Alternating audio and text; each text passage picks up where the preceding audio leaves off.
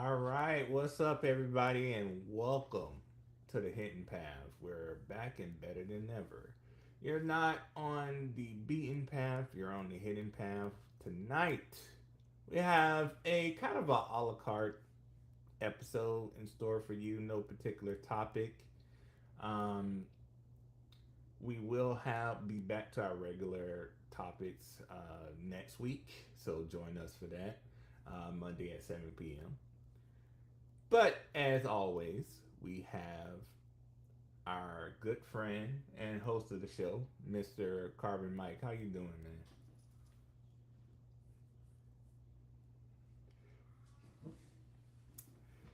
So there's a lot that is going on in the news. We got the things that's going on with the Supreme Court.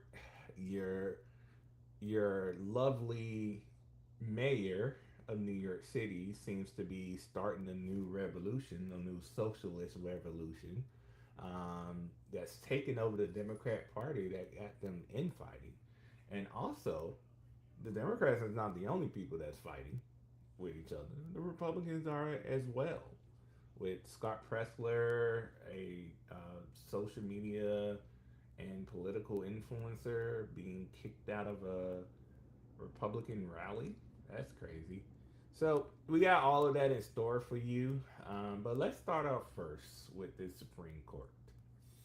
So Supreme Court ruled in a gun case with Hawaii.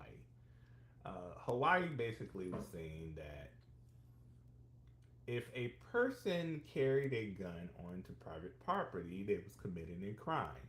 They had to first get written permission from the property owner in order to carry a firearm on private property. Now, in states like where I live here in Florida, if unless the property owner displays a sign saying that no guns are allowed on property, it's automatically assumed that you can carry a gun on that private property if that private property is open to the public. So places like malls, movie theaters, things like that.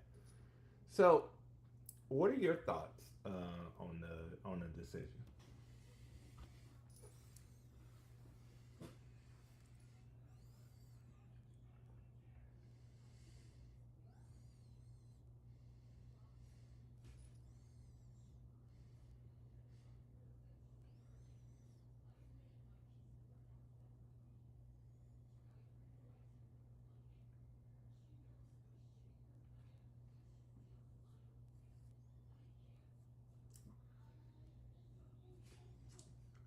Damn, I just drew a blank. Let me go look this up.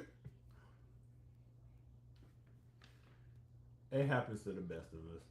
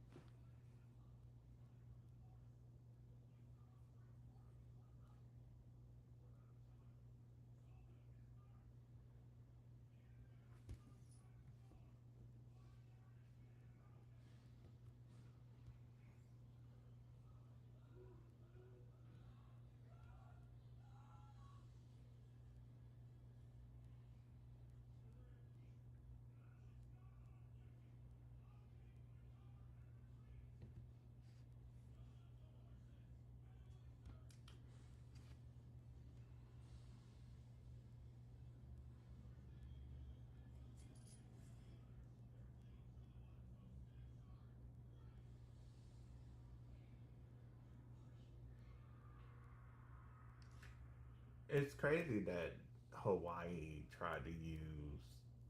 They did the same thing that California did a couple of years ago. They tried to use first and foremost black code laws um, to argue on the basis of history and tradition that America had, these type of laws for black people.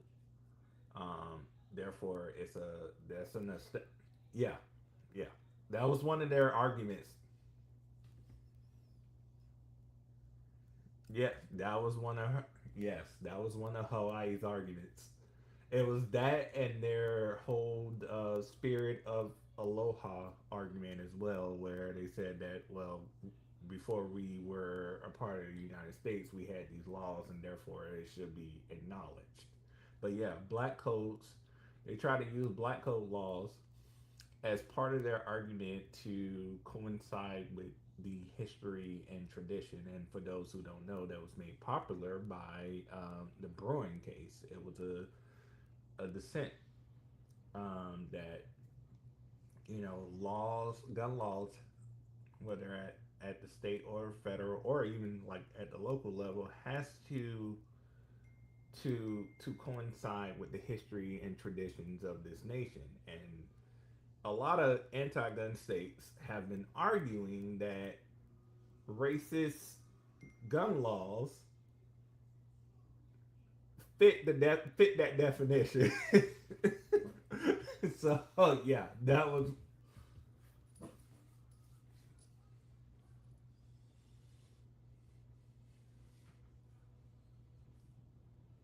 oh Lord, no.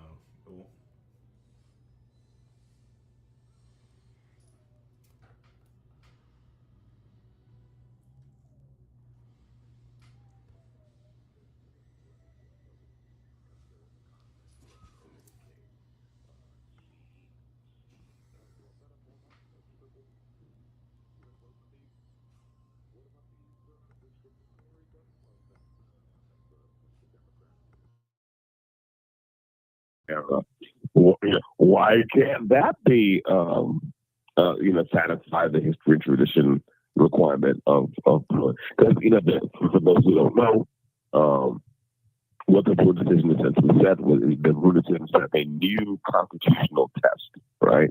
So prior to the Brewer decision, states were getting away with a lot of anti-constitutional gun laws because they were enjoying something called Chevron deference.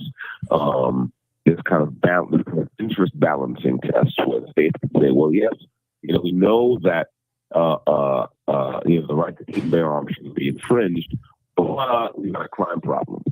And so we need to have this law. And for a long time, uh, the courts jacked it. They were like, yeah, sure, okay, you can violate the Constitution if you can show that the state, whatever state it is, has a compelling interest in keeping this unconstitutional gun law on the books. And the Bruin decision really put an end to all that because Bruin said, no, you failed the test. You the state failed the test of constitutionality unless you can show exactly two things: that a the gun law uh, does not actually infringe, right? In other words, your whatever law that is being tested has to conform with the plain text of the Second Amendment, and it has to conform to the history and tradition of the United States. And so that one decision, that Bruin decision, written by Justice Clarence Thomas, God bless him, really uh, was kind of a dagger to the heart of a lot of gun laws in the United States. The states could no longer get away with trampling on people's rights in the name of serving some vague public interest. They had to pass that test, that new test of constitutionality. Um, and so it's wonderful to see that to see the Bruin test doing such good work for us, all around the country. Um, fantastic, fantastic. I mean, just if you just think about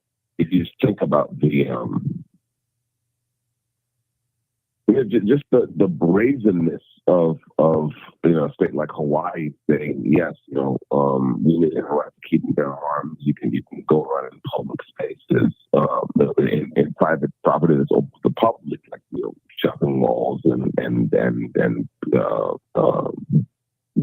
rest stops and things like that. Um, but every place you go, there has to be some side welcoming you in. You are by default not allowed to go into these places with a firearm. I mean, On the face of it, it's madness, but it's the kind of madness that happens when you let states get away with this kind of thing. Blue states, especially, get away with it. So I'm very happy that this has been struck down. Vampire War in Hawaii. Yeah, and you started to see more and more states try to adopt this type of language that Hawaii was trying to push, as far as like you being able to carry a gun on private property that is open to the public. And, you know, gun controllers will say, well, the reason why we don't want you carrying a gun on in these places is because, you know, of mass shootings. You know, people can just walk into any private property like a, you know, mall or, you know, a place of business and just shoot the place up. However, I would argue that they've been doing that anyways. People do that anyway. Yeah. That's what I'm saying. Is again, all these laws, you know, seem to forget. And I don't think the people drafting these laws do forget. I think they just don't care. You know, that you know, people who want to shoot up the place don't care about what the law is. Very obviously, it's illegal to shoot people. Mm-hmm. You know, at random. Mm-hmm. It's illegal to do that now. Okay? So just, you know, you just have to think for 5 seconds, right? If you have this new law, you know, then someone is going to someone who was planning to murder a dozen or more of their fellow citizens is going to be dissuaded by this new law that says, "Hey, you can't do the murder here." No, that's obviously not the effect. The effect is that you just created a whole bunch more places where citizens are rendered defenseless. That's the issue, you know, and it's a constant thing that amazes me, how people can just fly in the face of common sense and say emotions are that you're adding some new laws. Yeah. I mean, you know, there was a lot of discussion in it's Mark Smith. Mark Smith, the Four Box Designer. Sorry, Mark. Shout out to Mark Smith and the Four Box Designer. One of my favorite Second Amendment channels, programs on YouTube. Yeah, you know, I just lost my train of thought. No, just talking about you know, the reasoning behind these laws and the idea that somehow you're going to deter mass shootings simply by telling murderers where they're not allowed to go. You know, the law, the existing laws, you know, aren't enough to deter people who want to murder people. But if you add this clause that says, hey, you know, you can't go here to start your murder spree, then that's going to have an effect. People either believe that or kind of fool themselves into believing it because they're quote unquote anti-gun. That, to me, that's not being anti-gun. It's being anti-safety, anti-common sense. Yeah, I don't. So again, very glad that that's there. Yeah, I don't think they're. You said it right. I don't think they're anti-gun. You know, people are not truly anti-gun because they're very pro-gun when it comes to law enforcement.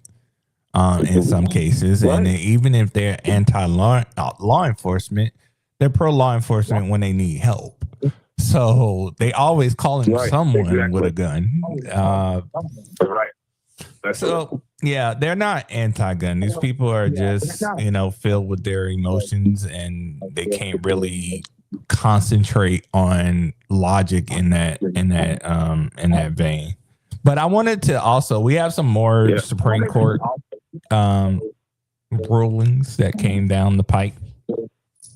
Another ruling that came down the pike today was about mail-in ballots. Supreme Court basically handed a loss to Trump.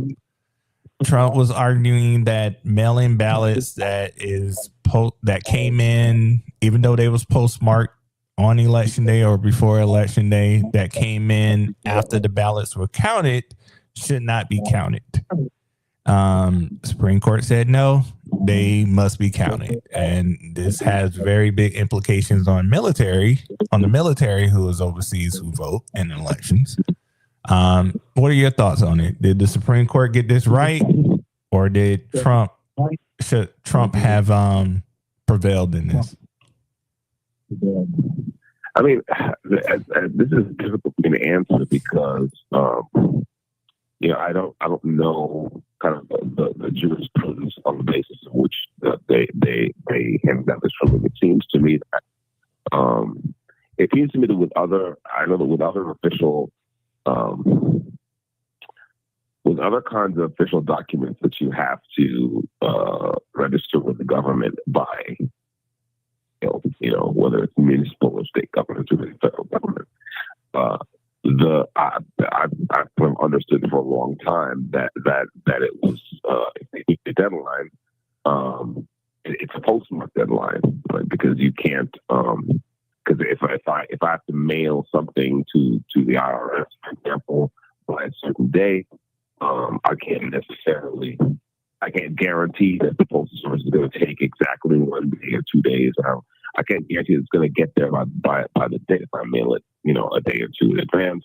But if the postmark, the postmark date was taken as the important date that's compliant with that deadline, and that seemed to be a common sense thing. So if you extend that to mail-in ballots, then of course it makes sense that you have 1 minute left. It makes sense that that should hold as well. So at the end of the day, if we think mail-in ballots are a problem, and from the information I have, they are a problem in some elections around the country, that is, there are an avenue to kind of election shenanigans. If you think they're a problem, then you have to go at the problem some other way than just saying you can't just relying on the postmark date. And so that's what it is. I just heard Minute Maid. Let me drop, and I'll catch you on the rebound. All right, man. I'll see you once we come back from break, everyone. The caller has hung up. All right, everybody. I want to thank you once again for hanging out with both me and Carbon on the Hidden Path. We do this every Monday at 7 p.m. We was a little late today. Dexter had a long day. That happens when you're incarcerated. But we're here with you now, hanging out with you, talking about some hot topics. We got an a la carte show for you, and that's what we're doing. And it's funny. It's crazy that, going back to the gun subject real quick, crazy that, the blue states like Hawaii and California who champion cultural sensitivity, right, is arguing that their gun laws should remain because it does coincide with the history and tradition of these countries by arguing racist black codes gun laws. Yes, the same states that's like, yeah, Black lives matter unless they want a gun. Hawaii also argued the spirit of aloha, which is basically their motto, and a series of laws that they had when Hawaii wasn't a state, when it was just a territory of the United States, or even before then. They argue that should be recognized, but Supreme Court said, no, you're part of the United States. You fall under the Constitution. You don't get to make your own laws or tell your citizens they don't have rights. They're not second-class citizens. They fall under one banner. So, yeah, there's that. As far as this mail-in ballot thing, I really believe this is because Trump lost the 2020 election. I mean, you know, he lost Georgia, which was a key state for him in 2020 because of mail-in ballots. A lot of mail-in ballots came in late after the fact, and he thought he had won Georgia, and then it flipped, and he couldn't let that go. So he's been on a crusade to stop mail-in ballots for a long time. He doesn't trust it. I understand, like, there's some people who don't trust it, but I've never voted mail-in ballot, which is crazy. I would never vote mail-in ballot. I like being there to vote. I don't know why. But you know, states like Oregon, who only votes by mail, would be excluded from presidential elections, which would probably be in favor of the Republicans. You know, Oregon not being able to vote for the president or any national elections. That probably bode well for Trump or his disciples. But Supreme Court said no. Other things that the Supreme Court Trump lost of is they basically said that Trump has to pay Eugene Carroll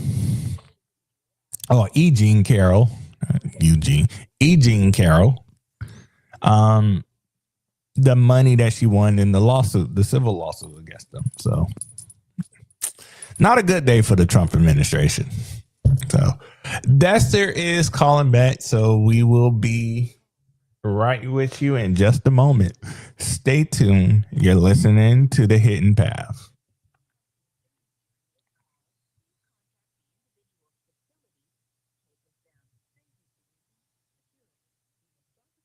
Now. All right. We are back with you on the hidden path. You're not on the beaten path. You're on the hidden path. And we're going to guide you. That's right. Through this political journey.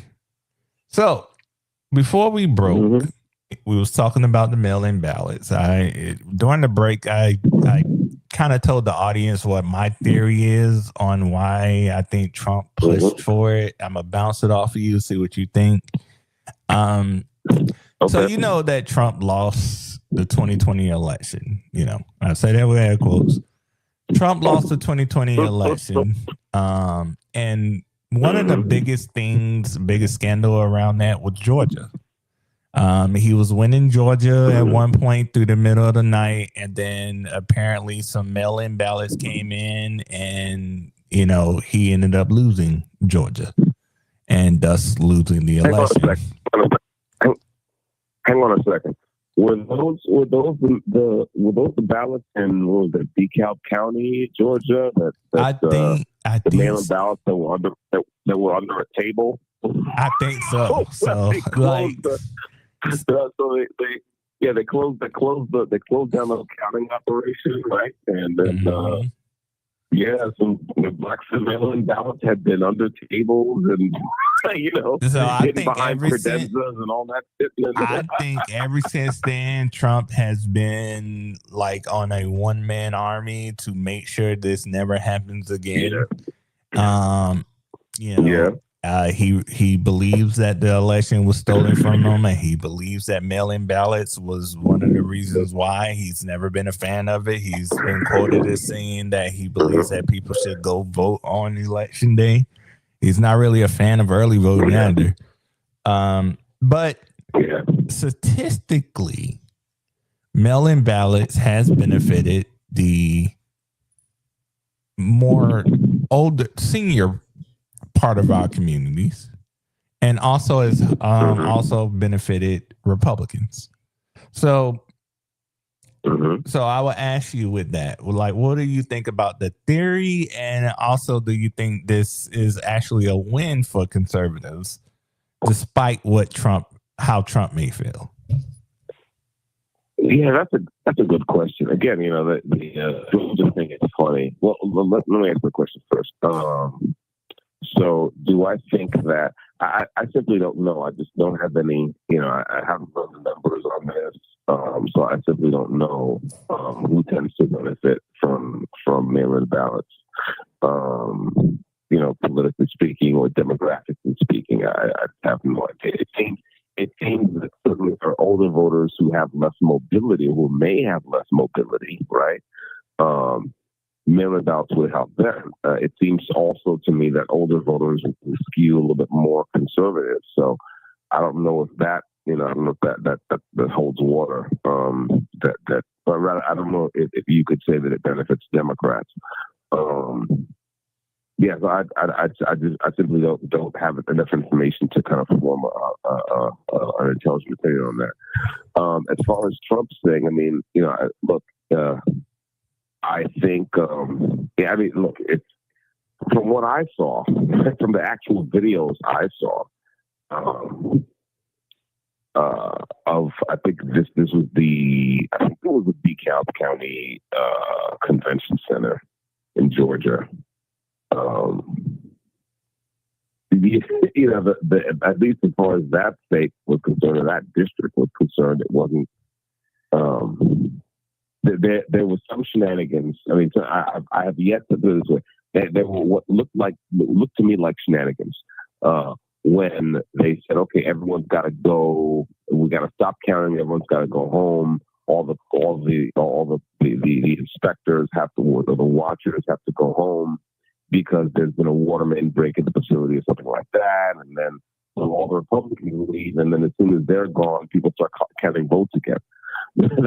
That's what I saw on video. I have never received a satisfactory explanation of what was going on there, right? And I'm open to some explanation that is rational, that is not sinister, that is not in some sinister motives. But what I saw was the people stopped counting, supposedly, and when the inspectors went home, they started pulling boxes of ballots out from every hole and corner, and proceeding to count ballots through this supposed closure of the vote counting facility, right? That's a problem. That seemed to me not to be a problem of mail ballots in particular, just dishonest conduct. So I feel neither one way nor the other about this particular thing. It's just we've got to figure out how to get more honesty and transparency in the way the way ballots are counted. I think a much more important matter is the use of voting machines, electronic voting machines at all, right? I think that I just as a computer guy, right, as a software developer with 3+ decades in the industry, I see no good reason why we should have electronic voting machines. No, it's like, go analog for this and have people mark their ballots by hand, and then take the ballots and count them by hand, and that's it. If you've got some device where you're typing something on a touch screen, and then you get some paper receipt that says, okay, this is how you voted. The fact is that there's no the link between your voting decision and the actual physical instrument is lost. That machine might well tabulate a vote for someone you didn't vote for, and tell you that you voted for someone who you thought you voted for, right? And once that discrepancy has been introduced, you can tell the machine to quote unquote retabulate and it'll come with the same wrong answer. Just as like I can rerun a buggy software program 100 times to get the same wrong answer and say, well, look, there's nothing wrong with my program. I ran it again and got the same stupid answer I got the first time. That's not acceptable to me. So I think, and what's worse, by the way, is that as far as I know, the voting machines, the electronic voting machines, are actually in use on software that is closed source, where like we cannot inspect the source code. That's a problem. That is a huge problem. You've got electronic voting machines with internet connections. Why does a voting machine need an internet connection on the day of the election? Why? It's not acceptable. Yeah, You good know, point. I think it's that's a bigger problem. Yeah, and let's face it, one of the problems is that the federal government, its rights to interfere in how states run their local elections, those rights are limited, and that makes sense. That limitation does make sense, right? We have 50 different states, 50 different governments, right? 50 different ways for local people to decide how they want to run elections in their states, and I like the fact that the power has devolved to the people in that way. That is a good thing. It just means that we have to be much more vigilant about corruption creeping into that process, and that's Democrats and Republicans. If it becomes normal for one party to engage in some kind of shenanigans to get the person they like into office, then at some point someone else will be able to use that mechanism to get someone else into office. So, the making it harder to steal elections is just a good thing all around. And if it means that occasionally there's someone who attains public office who you don't like, that's just part of the thing. That's, what I'm saying? That's all in the game. That's it. This is how it is. You can have you can have representative democracy, or you can have guaranteed outcomes. You cannot have both. So it is what it is. What do you say to those? Yeah, that's my thing. What do you say to those Democrats and naysayers that said that election fraud is minimum, like it doesn't happen? It's like 12 cases, and I'm exaggerating here. 12 cases across America that happens with election fraud. That this the Supreme Court decision with mail-in ballots, and Trump's crusade about election fraud is is bullshit, for lack of a better term. What do you say to that? Well, I'd say that anyone, how can I put this? You hear a lot of people who get weepy about "quote unquote" our democracy, and then turn around and say something like that. And that seems to me that those two things don't add up. Let us assume that election shenanigans are rare. We should, just thinking rationally, it should be in everyone's interest to make it even more rare. Okay, if there is an avenue through which someone could influence an election in a dishonest way, if that avenue exists, and even if it's not exploited, right? People should, everyone, right, from everyone on the political spectrum, should take a very vigorous interest in making sure that avenue is closed off. So there's one less avenue by which someone of either party, of any party, right, can dishonestly influence an election. So it's really astounding for people to say, well, yeah, it's possible that it's fraud, but not that much, so let's just forget about it. I mean, no one says that about credit card fraud. I mean, of course, credit card fraud is quite common, but no one would say, if you say, well, it's very rare that someone will actually get your card and empty out your account, so it's not a problem. It's like, no, that's not the right way to look at it. We're trying to make a system that works better, right? That is more secure against fraud. So more secure against fraud, those words have to mean something. And if those people who you mentioned are saying that they don't want to go so far and no farther in upholding election integrity or in promoting election integrity, then I think that's just so much partisan noise. They just don't like the fact that Trump has got to get his butt about this thing, and so they say, no, this is not really a problem.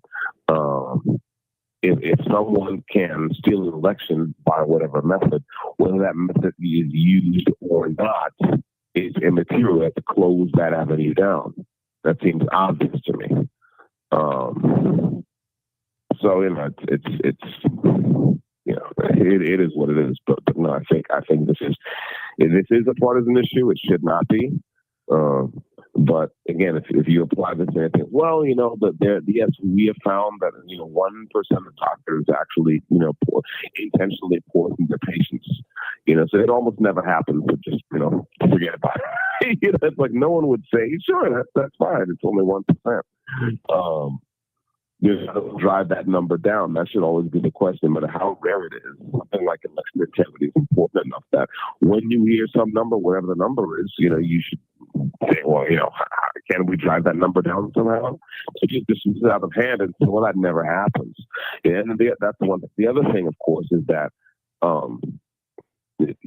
if fraud is successfully carried out in, forget about federal elections, state and local elections, municipal elections.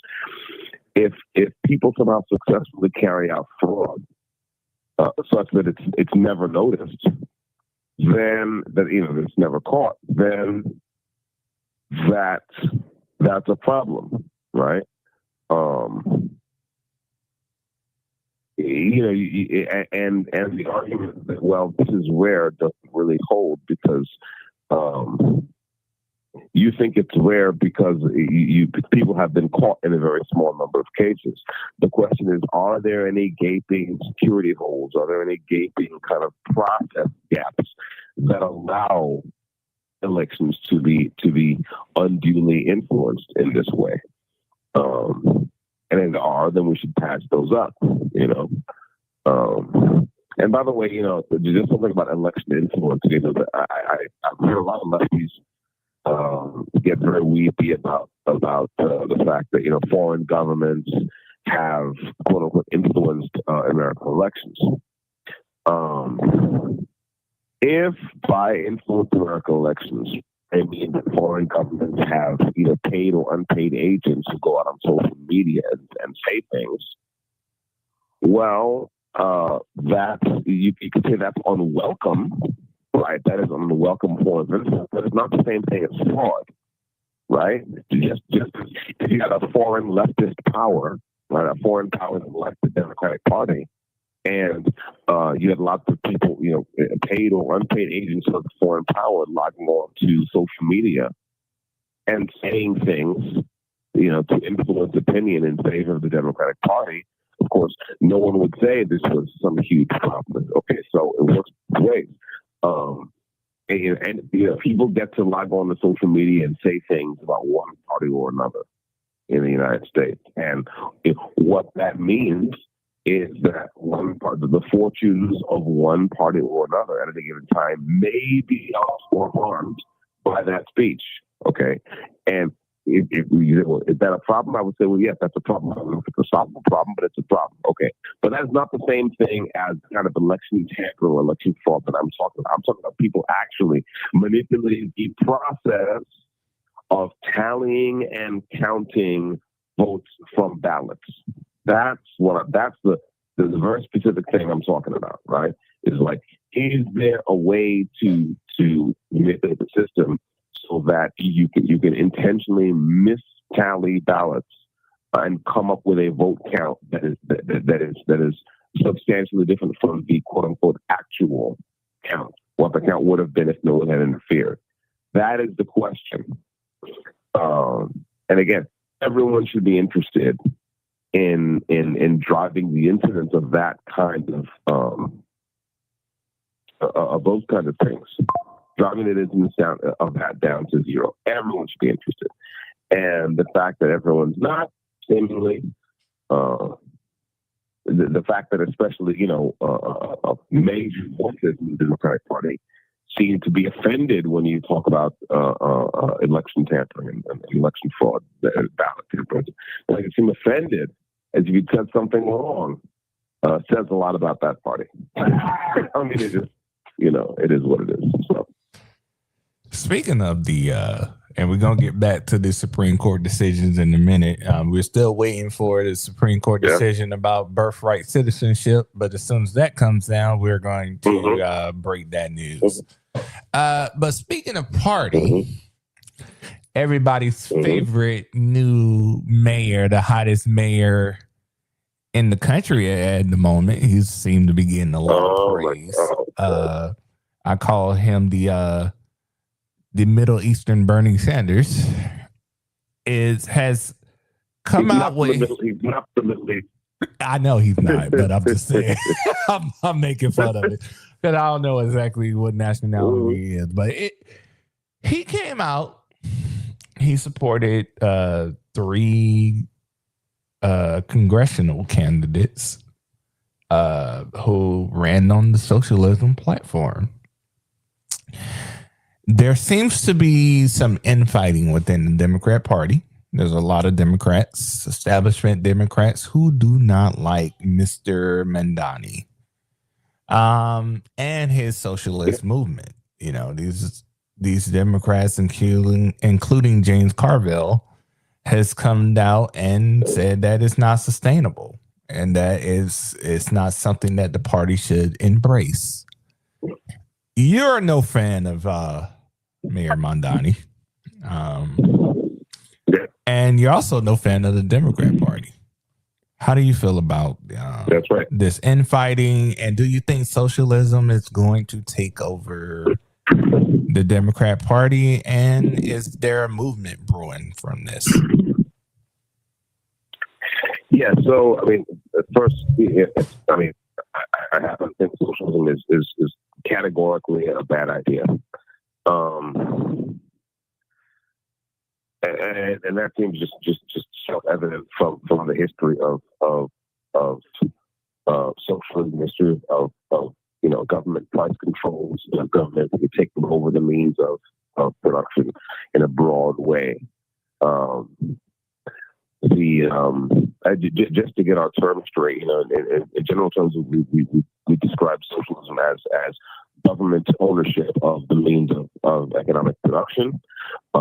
Communism would be government ownership of everything, right? And in what I understand of Marxist doctrine, socialism is really only meant to be a stepping stone toward communism. Right? Socialism is supposed to be just as a matter of fact, capitalism is only a stepping stone toward communism. Right? The idea is that you get to a certain stage, industry becomes good enough, under a capitalist system, and it creates a tension that kind of resolve themselves violently or otherwise into a situation where you now have broad-based socialism, and from there you go on to build a communist state where the state owns everything. And everything is owned by the people, which actually means the government, right? Now that is a problem. We can talk about unfairness in the way capitalist economies are run. We can talk about the actual problems, and there are real problems with capitalist economies, in capitalist economies. We can talk about all that without driving off a cliff and saying, well, the answer is to enlarge the power of the state. That's where when socialists talk descriptively, right, when they describe some of the problems in an economy, I'm with them on some of their description of the problem, right? The issue, and I emphasize the word "some" because some of their indictments of market economies are kind of spurious and ridiculous. But some of their grievances are right on the nose. Okay. The problem I have is with their prescriptions, right? With what they choose to do. If you say that, well, we have employers who engage in unfair practices or things like that, I would say, well, okay, but how is it that you want to make it so there's only one employer, which is the state? How can that possibly be better, right? If you say that government corruption is in the nature of governments to become corrupt, right? Then I would say, okay, well, if you have private concentrations of capital in corporations and such that behave in a corrupt way or behave in a way that is not in the interest of society, Why do you not think you can have corrupt politicians who can also behave in a way that is not in the interest of society? In other words, you just move the problem from the private sector to the public sector. So it is for the most part the prescriptions of socialists and communists that I really disagree with, along with some of the ways in which they look at society and the way in which they think about people in the first place. But that aside, these ideas are bad, in my opinion. The ideas of how to reorganize society to quote unquote make it better, they're fundamentally bad ideas. And so I reject them. Now, on to Zoran Mamdani and this supposed kind of socialist revolution. Before you give me your take on that, I want to play a clip from you for you. Some are not just dismissive, though. There's resentment. And this is from fellow Democrats who think that this could jeopardize Democratic chances in the fall. I mean, you got Josh Gottheimer, a Democratic member of Congress, says, many of us believe, as do I, if you're a socialist, you are not a Democrat. And in fact, they put out a manifesto today. Have you seen this thing? Sounds pretty socialist to me. It's not a communist manifesto. It's a moderate manifesto saying we are capitalist, not socialist. We believe in a growing, fair, and competitive economy, entrepreneurship, ownership. I mean, this is a direct response. They've made it clear to what you did here on Tuesday. I mean, that's great, but what's a party if not its voters? And I'm proud to sit in front of you as the mayor of our city, having received more than 1 million votes, a little less than a year ago. And when we're talking about these incredible congressional candidates, they won their races, and they won their races with a vision of what politics should be, and one that actually speaks to working people. And for a lot of people who ask themselves, what does democratic socialism mean? And you can tell them the answer at a theoretical level. It's the choice to extend democracy from the ballot box the rest of their lives. But in terms of what it means over these last 7 months, we've seen a city with democratic socialist principles at the heart of it within our administration. And what we've delivered has been record lows when it comes to murders and shootings. So is it pragmatic democratic socialism? I think democratic socialism at the heart is pragmatic, because if we cannot deliver for working people, then what is this for? I'm not interested in writing a manifesto or, frankly, in reading one. I'm interested in delivering, and that's exactly what we've been showing. But they're saying that if you're a socialist, you're not a Democrat. I mean, is there room in the party for both of these views? Yes, here I am. Here are so many more. And I think what makes our party a beautiful party is the fact that it's a big tent, that we have. But you've also said it has to be a party with a spine, with a backbone. Yes, so even a tent has to stay up. Yes, so, does it have to stand firmly for these ideas that you're talking about that others are calling dangerous? I think it has to stand for working people. And I think it has to be willing to fight for working people.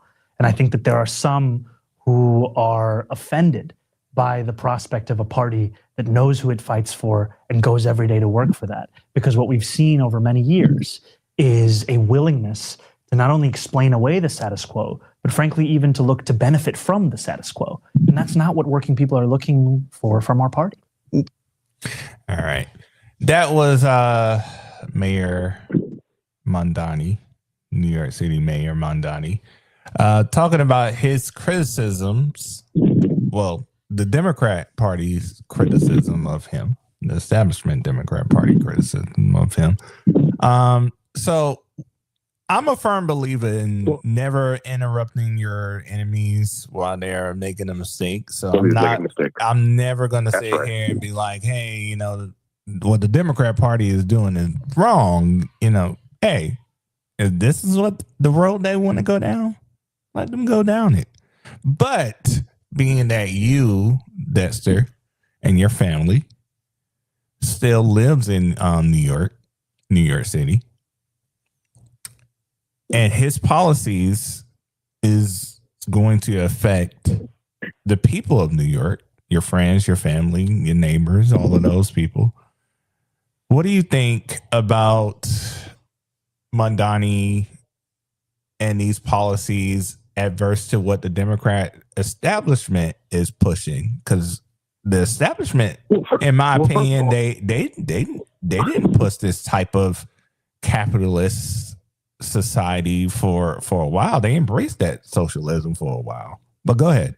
Well, first of all, I don't understand. I don't understand what Madani's saying here. I mean, first of all, the idea that like because he got elected, there are fewer, there's less violence in the streets of New York. I mean, I would be suspicious of those numbers, how they were arrived at. That seems patently ridiculous to me. And the other thing, the very important thing, let's just what he said directly. He's talking about a family that stands for working people. I've never heard him say anything about actual work. That's the problem. In other words, like, yes, he's on record, right, rhetorically anyway, as being in favor of working people. But the thing that he seems to have a problem with is actual work, because all he ever talks about is giving stuff away for free.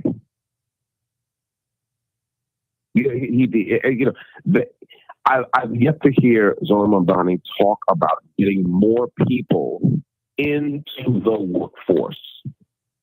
And, listen, if someone listening to the show can find us some clips of Zohar Mamdani really going all in. You have 1 minute left. On expanding the workforce, on getting more people into the workforce. Well, then I'd have to walk that back and say, okay, so it seems like he really is in favor of work. But what he seems to be in favor of is welfare and nothing else. Yep. And that's a problem. That's the problem. Okay. I gotta go in more on this, but I just heard Minute Maid, so I'm gonna drop and catch you on the rebound. No worries, my man. All right, everybody. We are going to take a short break while Dexter disconnects and calls back. If you're wondering, if you're new to our program and is wondering why is Dexter having to hang up every 30 minutes, is because he's currently incarcerated. And why he's incarcerated is because of the state of New York. The state of New York do not respect Second Amendment rights.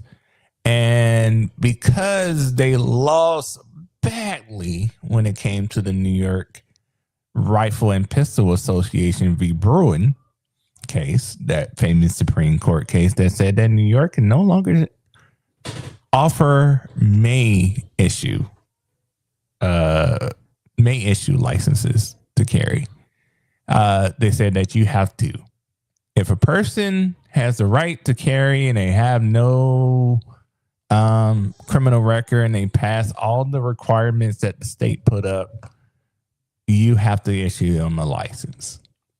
Here's the thing. You could have a firearm in your home. That is a Second Amendment right that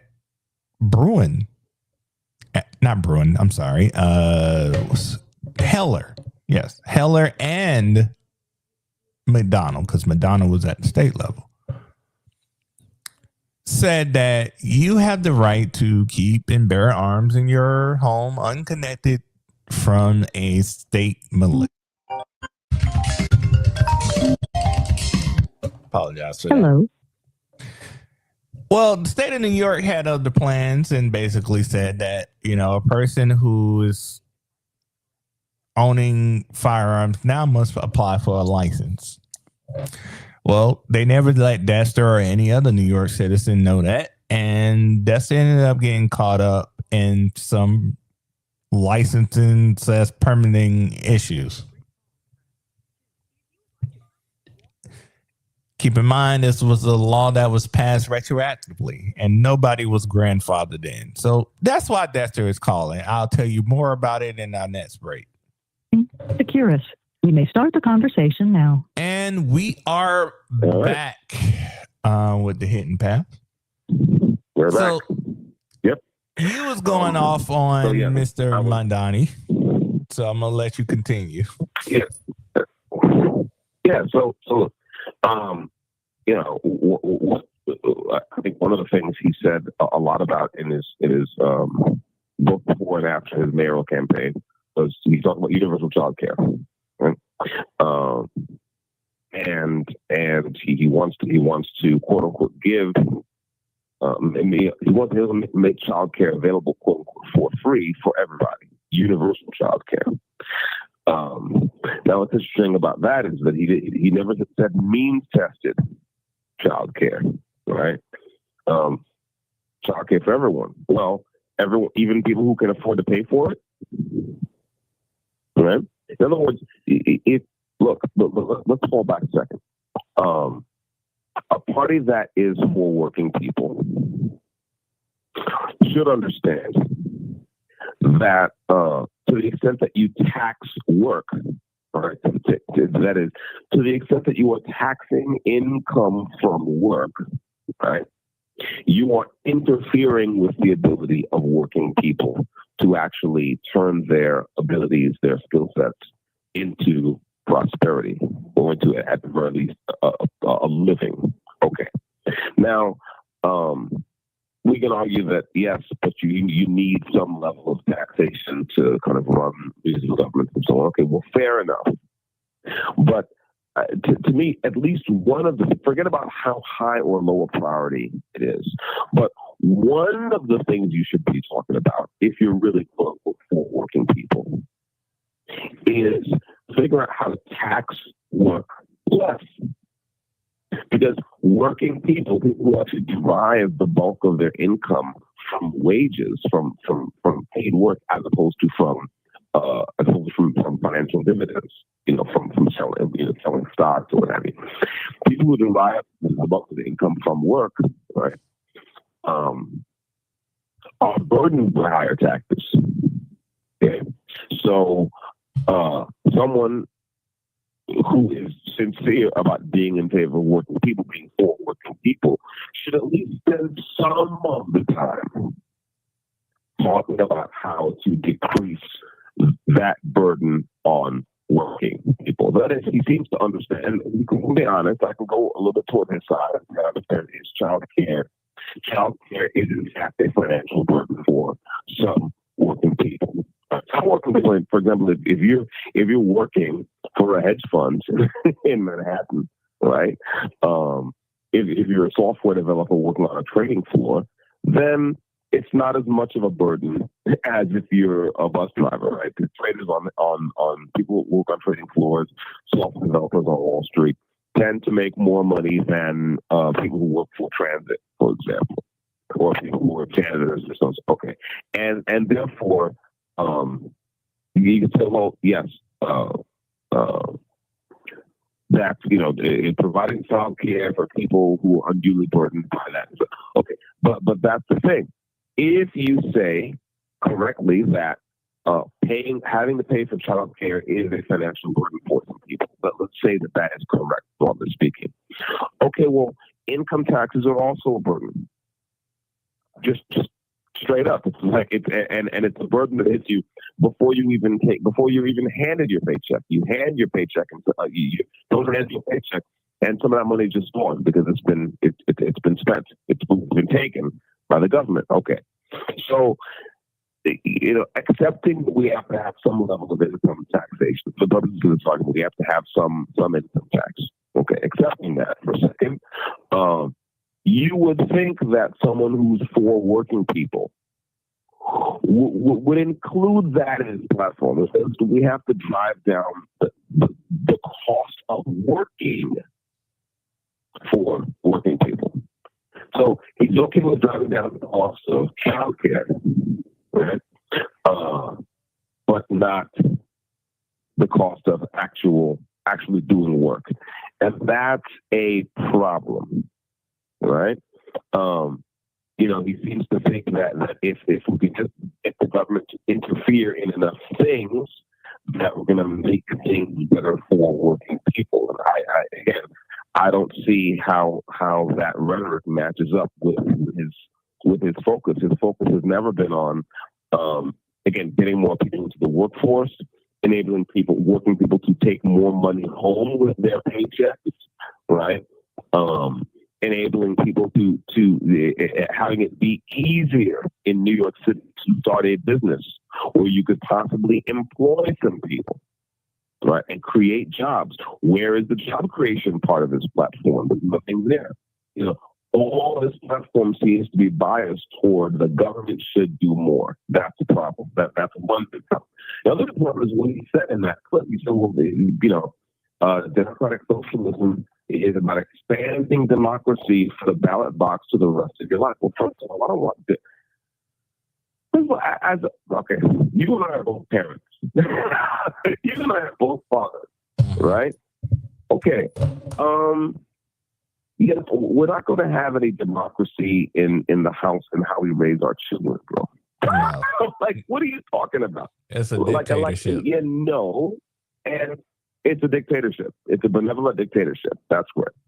Okay, I don't hear nothing. So again, this thing of these magic words, right, that people use, and they just assume that they are universal usefulness. Like democracy or democratic processes are a tool with a limited scope usefulness. Right? Okay. Yes. We're going to have elections to decide who gets to represent us. Right? And in this representative government. All right. And so we have to have elections, and the election should be fair. Right? It should be democratic in that sense. Okay. It does not then follow that there should be democracy everywhere in every aspect of public and private life. That's nonsense. That's obviously nonsense. And it's not surprising to hear him say it because he hasn't really. I don't think he's really thought about these matters very much. And again, he seems to think that the state is the answer to everything. Again, I would say that if there is corruption in systems, right? There's corruption in systems. If there's interest peddling in systems, if there's self-dealing in systems, if there's whatever kind of rep-taking in systems, right? Then why does he seem to think that all those bad things simply go away because the system happens to be one that is funded by taxpayers? Why does he assume corruption simply goes away? Why does he assume that people working for the government are somehow magically prudent and honest and wise? That's ridiculous. Right? So, by all means, let's have a conversation about how to avoid very large concentrations of capital. Right? It seems to me that capitalism works best when there are lots of small capitalists. That's where it seems to work best. If you have a very small number of capitalists, then a huge amount of concentration of capital and power in one place, then those concentrations, right, get to exert undue influence on the economy, and therefore undue influence on the liberty of the citizen, the liberty of the family. That is indeed a problem. But again, I've never heard him address these things. Right? His thing is, well, we need to control the price of this. Speaking of control of price, let's talk about labor. I read something in the AP Newswire some weeks ago about young people just coming out of either in college or just coming out of college. No, it's not about college. It's about young people looking for their first jobs, and they're finding that it's very hard to get a job anywhere. Right? The kinds of jobs, I'm talking about these kind of entry-level jobs that used to be seen as a rite of passage in many parts of the United States. You go work at a convenience store or at a fast food establishment or somewhere like that. Young people are finding it increasingly hard to get those kind of jobs. Now, I would argue that one reason, there are other reasons we can talk about, but one reason for that is that in many states you have these minimum wage laws that say, you can't, even when you're hiring someone who's very young, who has no work experience at all, you have to pay them at least some minimum amount per hour. There was a black economist named Walter Williams, conservative, very bright guy, who talked a lot about this. And he talked about it in terms of when he was growing up. I think he grew up in New York. I can't remember what city he grew up in, but anyway, he talked about how he used to have these little jobs where teenagers could go and they could work. You could be an usher at the local movie theater. You could do this, you could do that. And, the pay was minimal, but that was where you learned how to have and hold a job. And you got a little walk around money as well, but it was never those jobs were not necessarily meant to be some kind of job, but also people which you can start a middle class existence and raise a family. That just but it's like these companies, it is worth this much money to this company to pay someone to stand behind the counter or to usher people to their seats in the theater or what have you. And people like Zoran Mamdani, people of the same turn of mind as Zoran Mamdani, said, well, no. Because poverty is a problem, right? What we're going to do is we're going to use the instrument of government to basically control the price of labor. Government is going to decide that this whole category that there is no job anywhere, right, that is worth less than this. $15 or $20. That's an extraordinary thing. I mean, if you just back away from sentiment for a second. Think about what it means for a government to say there is no job anywhere that is worth less than this amount per hour. That's extraordinary. But how do they calculate that? How do they come to that conclusion? And having come to that conclusion, isn't it obvious that if you impose this on a city or a state, right, by government fiat, isn't it obvious that making companies pay more for labor is going to induce them to use of it? It's not an accident that before the whole AI hype train started going, many retailers who could afford it were looking into and actually using automated checkout systems. They were trying to eliminate jobs. Why?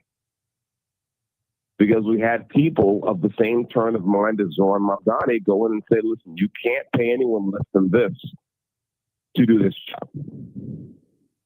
And so you eliminated a whole category of jobs that were really perfect for young people just starting out in their life of work. And you could, even if you say that, listen, we think this was a good trade-off. You could say, yes, that's a problem too, but overall it's better. Right? I've never heard Zoran Mamdani even address that. And the reason that's important is because that gives the lie to this idea that he is about working people. Right? No. Zoran Mamdani is about giving stuff to people for quote unquote free, which means he's for raising taxes. And he says, okay, well, we raise taxes on people who make a lot of money, but as a practical matter, they've been saying that for years. It always comes down to higher taxes on the working class and the middle class. It always comes down to that. There's an author named David K. Johnson, I believe, who wrote a whole book about that. It's like, listen, they're talking to you about this, but it always boils down to a bait and switch. And you will end up paying higher taxes. Property owners, for example, when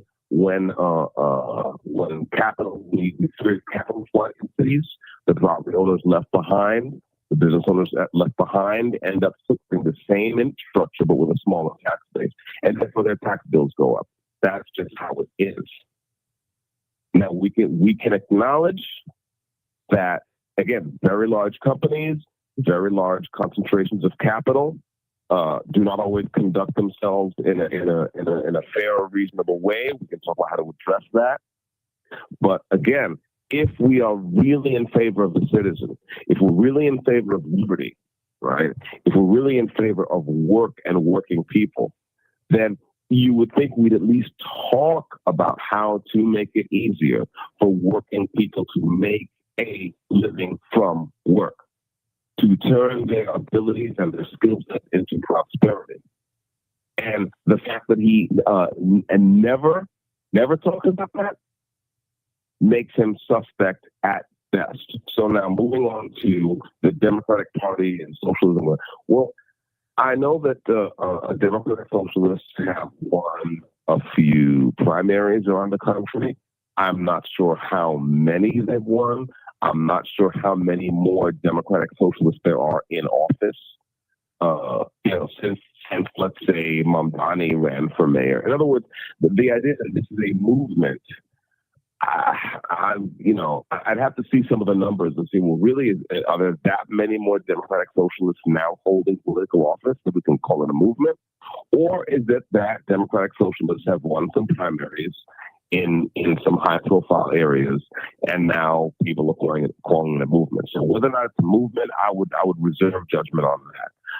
And the last thing is, is the Democratic Party right to freak out? Well, I mean, if they're within their rights to freak out, the Democratic Party itself has lost the plot. So what do they expect? In other words, the Democratic Party has spent years ignoring actual working people. The Democratic Party has spent years essentially demonizing business of any kind, right? Demonizing private ownership, right? Demonizing entrepreneurship.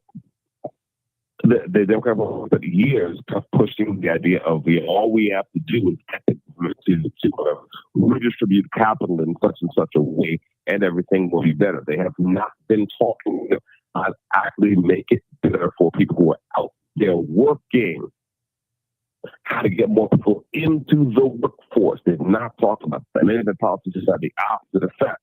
The fact that now people who say, well, yeah, I'm a socialist, I think ultimately only the government should own the means of production, which is what socialism means.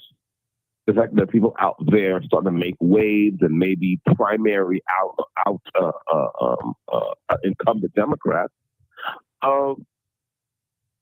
it shouldn't be surprising. Well, yeah, you aligned yourself with basically the same thing. So the fact that these people, the Mamdani generation, call them, the fact that they call the thing what it is, well, that's just how that goes. You're all doing the same thing. The difference is the Mamdanis of the world are willing to call it what it is. So don't get mad. It's like you conducted yourself as if you believe that government was the solution to all problems. So again, you have someone who says, "Yeah, government is the solution to all problems," and we call that socialism, and I'm jacking it. Well, why are you mad? Right? You said it, and then he said it.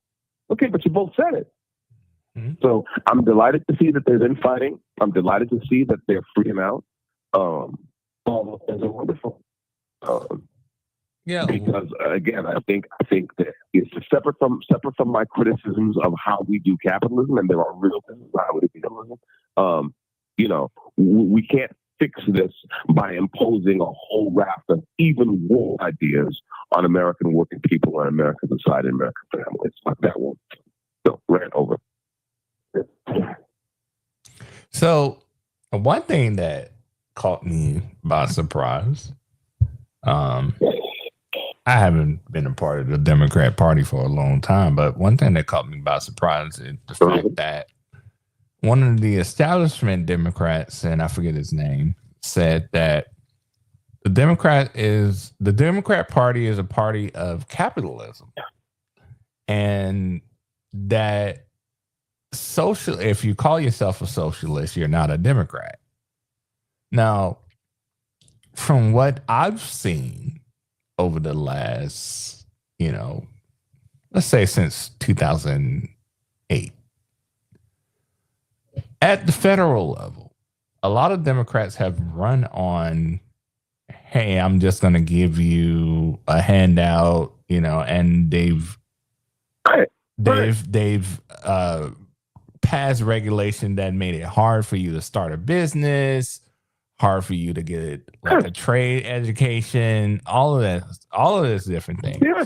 Yeah. And so it was surprising to see that they said, "Oh, we're in comparison to Mamdani, we are a party of capitalism." Do you agree with the Democrat that said that? Well, no. Not at all. It's like, again, what you said is exactly right. From the municipal level on up to the federal level, right? The Democratic Party has been happy to embrace, greater government involvement in every aspect of of life. They've been happy to demonize all business simply because of the misconduct of certain people who are in business. And again, it tends to be the misconduct of very large operators, very large concentrations of capital, which again, I'll point, as a conservative, I'll point out for our listeners that the framers of the Constitution, right, the early leaders of this country, understood the importance of having a broad diffusion of private ownership. Right, they got it. They understood that capitalism works best when you have lots of small capitalists. Right. The Democratic Party has been happy to kind of embrace an anti-work and an anti-enterprise and an anti-growth philosophy for years. Right. I mean, all we have to do is look at California. Right. I mean, here we have a state that is very firmly in Democratic control and has been for some time. Right. And if you listen to people on the ground in California who are actually trying to do things and start things and build things, they say that it's almost impossible to do things and start things and build things because of all the onerous regulations that the state has seen fit to impose. Now, again, there is a legitimate discussion to be had about things like, how much arsenic a coal mining company is allowed to dump into streams. I think that's legitimate. We'll call it network externalities, right? Well, they get to accrue private capital, but then they impose these burdens and costs on the public. That is a legitimate discussion to have. Right. And I think it is legitimate for government to step in and say, hey, listen, you're a private company, you're generating whatever waste from industry, find a way to handle or mitigate that waste. Find a way to do something. But you can't just put on everyone else. That's reasonable. Okay. But you see, most of my attention has been from some small operators, right? Not who own coal mining companies, but someone who's trying to open a corner store. Right, or some other kind of small business, right? What we find is that in places like California, it's very, very difficult to do these things. And you could say, well, all these regulations that are making it very hard to do things were well-intentioned. Let's assume they were well-intentioned for a second. The fact is that the net effect is that it makes it prohibitively expensive for people to make things and to build things and to create new goods and services. And the most obvious example of that, again, staying in California, because in California you have either the Democratic governor and you have a Democratic supermajority in the state legislature, so you can pretty much do what you want as a Democrat. Okay, the party that has the run of the place. Okay, well, how has that gone for people? I mean, you've had actual stores that used to employ people having to pay up sick and move out of these cities like LA and California and San Francisco. Why? Because, well, the Democrats in charge have to legalize shoplifting, right? And you could argue they were trying to help people because it imposes a burden on people when they get a shoplifting conviction. That's an inconvenience in your life to convict of shoplifting when you shoplift. Okay, so their solution was to use the instrument of government to say, guess what, this is no longer a crime. If you steal from a business, it's no longer a crime. You steal less than a certain amount. And some businesses are no longer support the losses. Right, because the green light will come into your store with a trash bag and kind of sweep the whole shelf of the trash and walk out. And the police are not interested. Why would they be? They know that they're going to do lots of paperwork and they're going to be back on the streets because the mayor of the attorney, the DA of San Francisco, I think it was, said, well, I'm not going to prosecute shoplifting cases where it's like less than $1,000 or whatever the number is with merchandise, right? Yeah, 950. Let's talk about there you go, 950. Thank you. Right?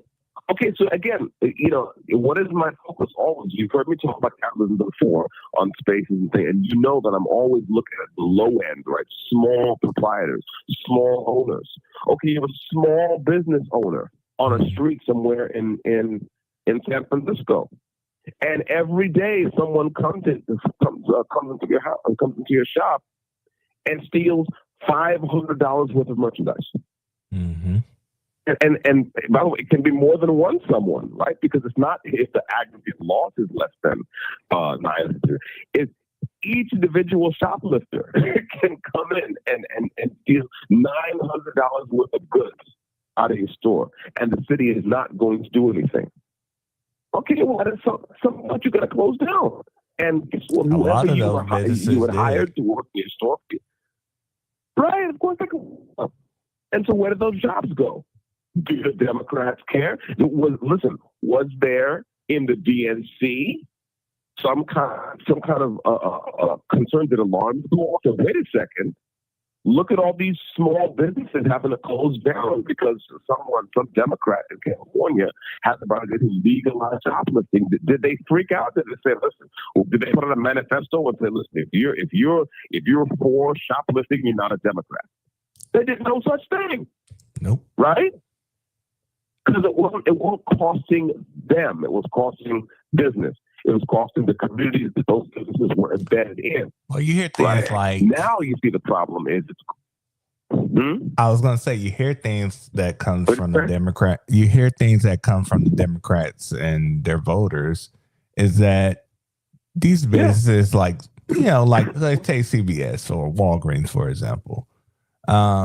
Those businesses been around for years. They're insured. That stuff is insured. They make a lot of money. They're overcharging for their products, things like that.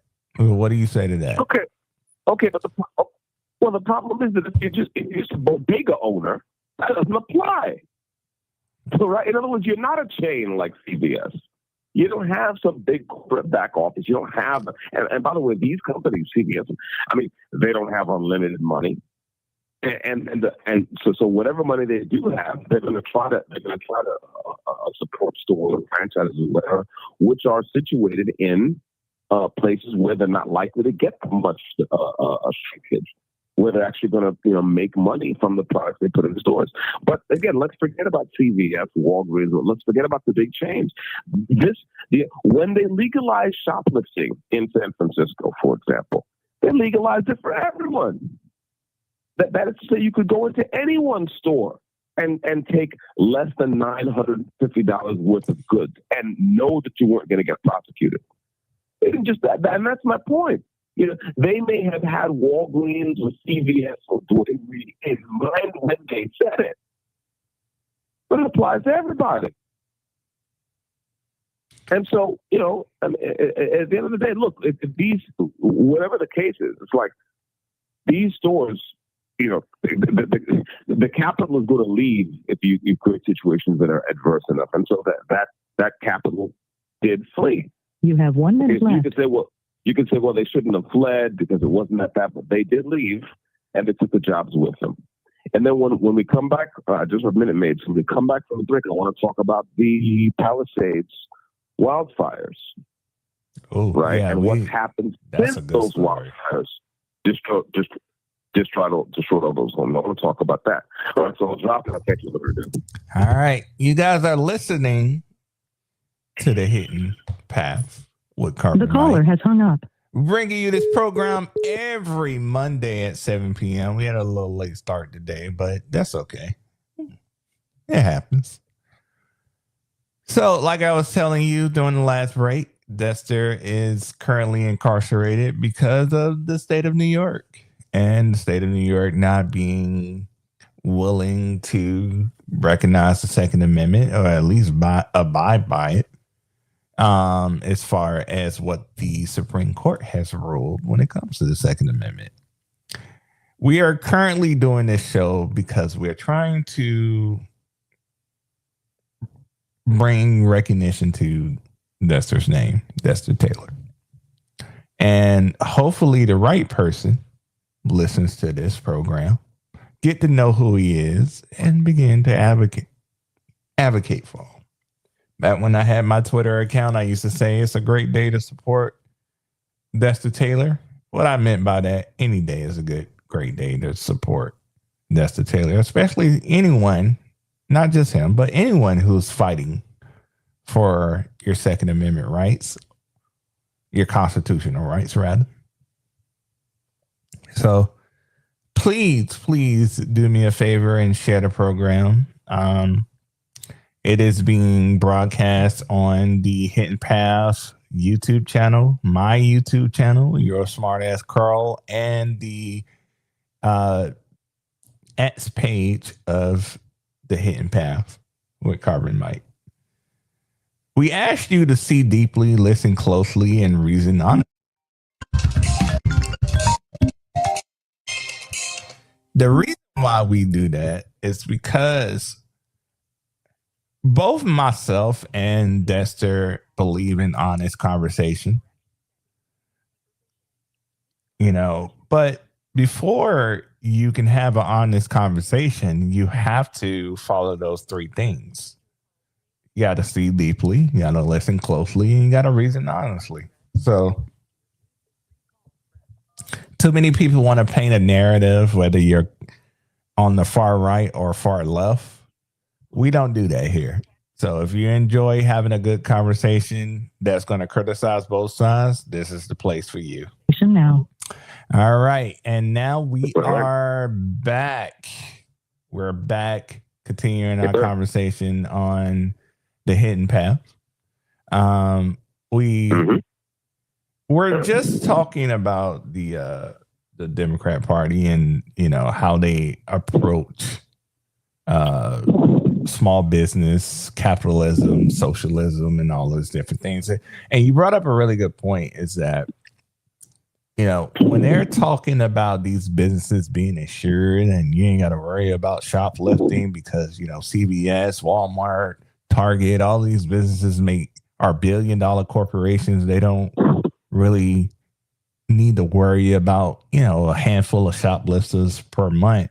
You brought up the small business, and this is something that both parties say they champion small business, but rarely does the small business actually get a break when it comes to taxes, when it comes to bailouts, when it comes to things like shoplifting.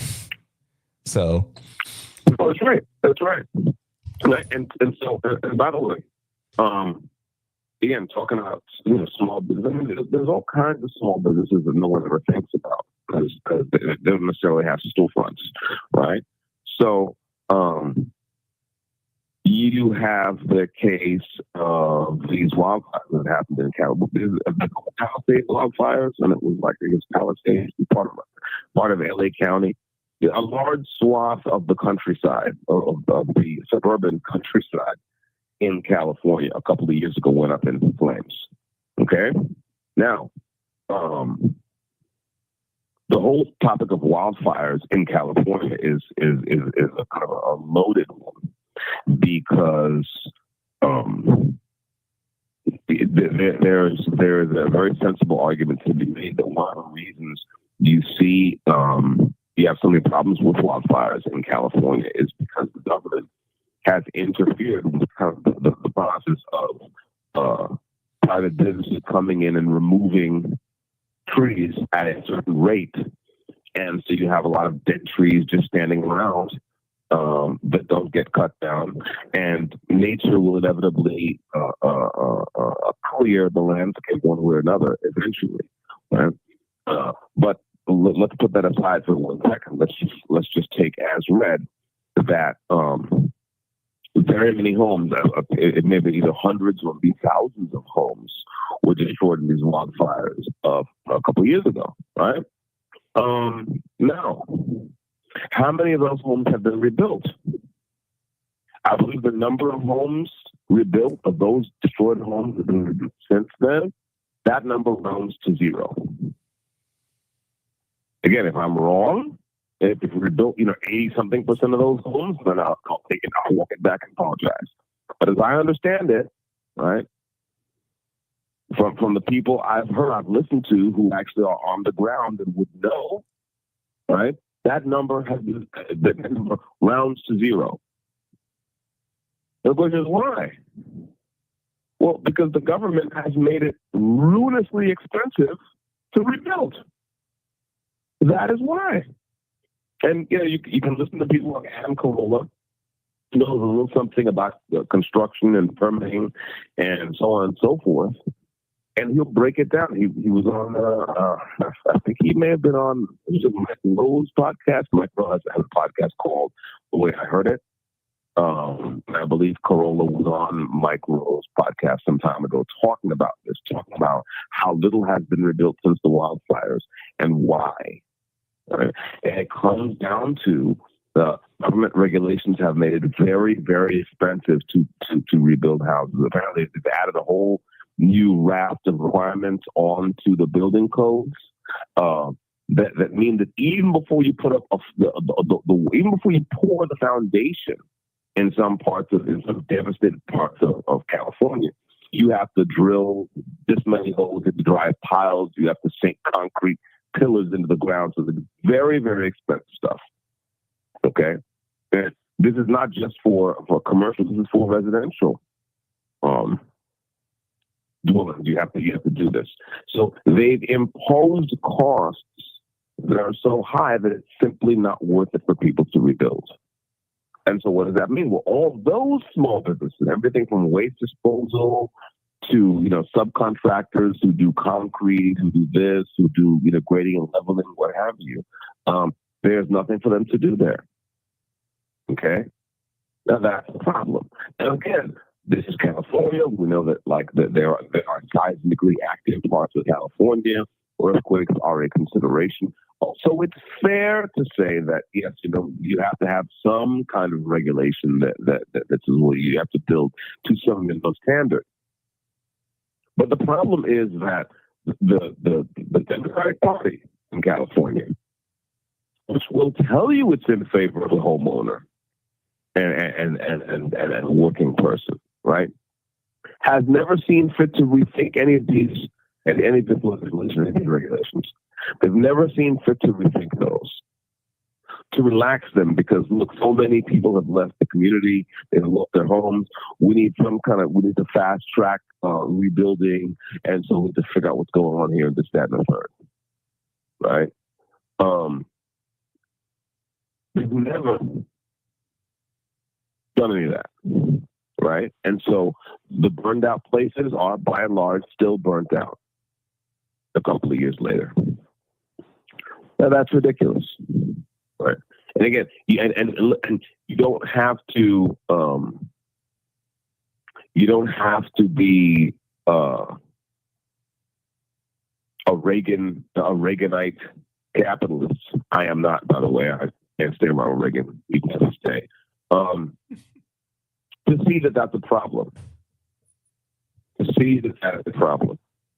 Now, again, so this is the Democratic Party. The Democratic Party has a national. We're talking about one state, California. Okay, yes, but this party has a national apparatus, right? The DNC is bigger than California. Okay, has the DNC said, "Listen, Gavin, you've got to figure out a way to get this rebuilding started, because this is key. We're supposed to be the party that's for working people and ordinary homeowners, like that. And if we're not seen to actually get on the stick here and encourage rebuilding and encourage, all this, the economic activity that goes along with all this construction, then." Aside from the fact that it imposes undue suffering on people who lose their homes and then can't rebuild them, it's aside from all that, it's just a bad look for us. Does the DNC say anything of the kind of Gavin Newsom? No, because the DNC is very much interested in grooming him to run for president in 2028. That's the agenda. That's the priority. And if you're a business owner who was shoplifted out of existence or vandalized out of existence in the last couple of years, they have nothing for you. And if you're a homeowner who was burned out in the last few years, they have nothing for you. If you're a business who was burned out in the last year, there's nothing for you. Okay, so now, where is all this? Where is all this hysteria? What was human drawn? Was it not at all? Some Democratic persons won some primary elections, and that's a problem. Is we really need to reaffirm that we are this, that, and the third. Well, listen, the way you reaffirm the thing is by actually doing the thing. I mean, talk is cheap, in other words. So I would say the Democratic Party really cares about this stuff, then they will actually take some concrete action so they can. If they don't, well then it is what it is. You might as well have a one Mamdani running the joint. You're not going to have economic growth. Let's just boost up the taxes as high as we can. Let's demonize everyone who owns anything, right? Let's make energy and the other necessities of modern life as expensive as possible. And maybe, as AOC actually said, Alexandria Ocasio-Cortez actually said, they'll achieve their objective of getting all these things under government control. I mean, that's what, don't get mad at me. I didn't say it. She said it. When someone asked her about energy production, and it's like, listen, the purpose is not to eliminate energy production, just to get it all under government control. Well, okay, listen, some of us have experience. Some of us grown up in places, right, and have lived in places where we've seen spheres of government control where things maybe don't work so well. Like you had to walk through the projects, you've driven past the projects, you know about the projects. Where you see the effects of a silly permanent underclass that's dependent on the government for everything. The place I am living right now, in a Democrat state, no less. I mean, some of us who have actually walked around have experienced what it means to have everything under government control. And it doesn't work that well. Okay, now that does not mean that any coal mining company gets to dump as much arsenic in the stream as it wants. There's got to be some middle. That's the problem. People like me talk about small business, and then Democrats will say, "Wow, what about these big companies?" Okay, yes, there is some middle position to be had here, right? Like we should be able to talk about different things as if they were different things. And the problem is that the Democratic Party is not interested in that. They're interested in kind of painting everything with a broad brush, so they can advance their agenda of getting more and more of public life and even private life under government control, which is really, I suspect, what they meant when they said, or when Mamdani meant when he said we're going to extend democracy to the ballot box to the rest of your life. What nonsense, huh? So you want to start you decide you want to start a business. Okay, so is that a democratic process? I mean, you're gonna take a poll of your neighbors so you're gonna collectively decide what you're gonna do in your new small business?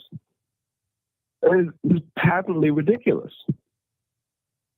And here, I should turn and emphasize the other side a little bit. It's the Democrats are responsible for pushing this agenda, right? And they were pushing it long before Mamdani showed up. The Republicans are responsible for not opposing them in a meaningful way, right? Yes, you can oppose them rhetorically, you can oppose them with words. Talk is cheap. The Republicans are responsible for not actually coming up with a counter narrative and a counter plan, right? And counter action to counteract the things that these people are doing to the fabric of American life with their stupid economic policies. But like the Republicans seem to be happy to just sit back and watch and laugh. That's not good enough. And by the way, it's also not good enough to just mouth some platitudes about job creators as if everyone who has a net worth in excess of $1 million is a job creator. Well, that's not true either. Right. But there are things we can do with the tax code to make job creation a very good tax shelter. There are things you can do in the tax code to do that. Right. And if we as conservatives are really serious about that, then we got to talk about those things. It's not an accident that the young people I talk to who claim to be socialists or at least claim to jack democratic socialism are young people who've never owned anything.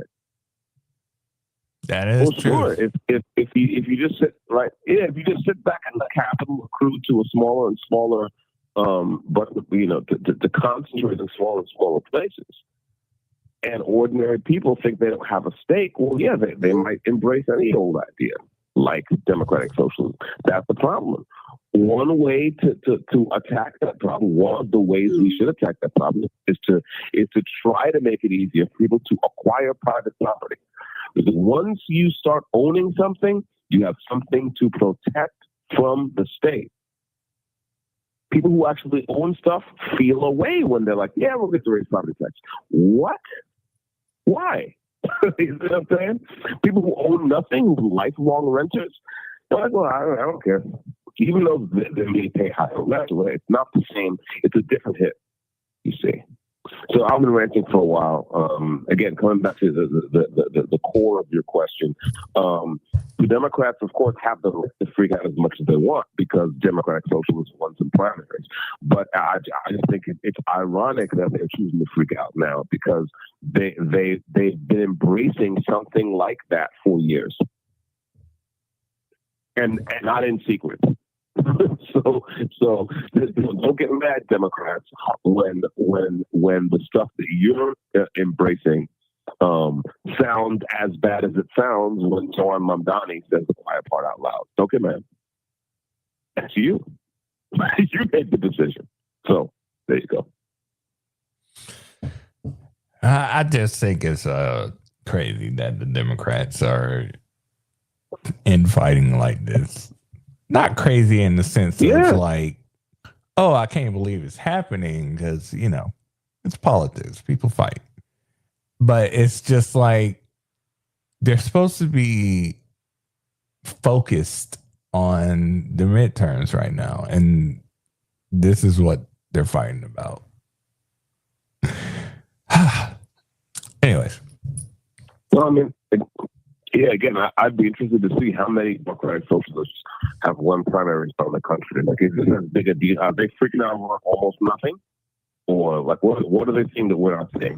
Right? Because I've heard about a handful of Democratic socialists. I think it's because I don't know if that's. I don't really think it's because they won anything. In my theory, I think it's because Mamdani. Like, I know you can't really see what's been going on, but from what I've been seeing on social media, he's very popular. He's doing a lot of interviews. He was at the Knicks game. He's been at the World Cup. So many people are like falling in love with him. There's like young people TikToks, they're making about him, seem to love him. There's a lot of people embracing him as far as what social media is showing, but social media doesn't tell the entire story. If that was the case, we'll be sending off Hillary Clinton after her second term.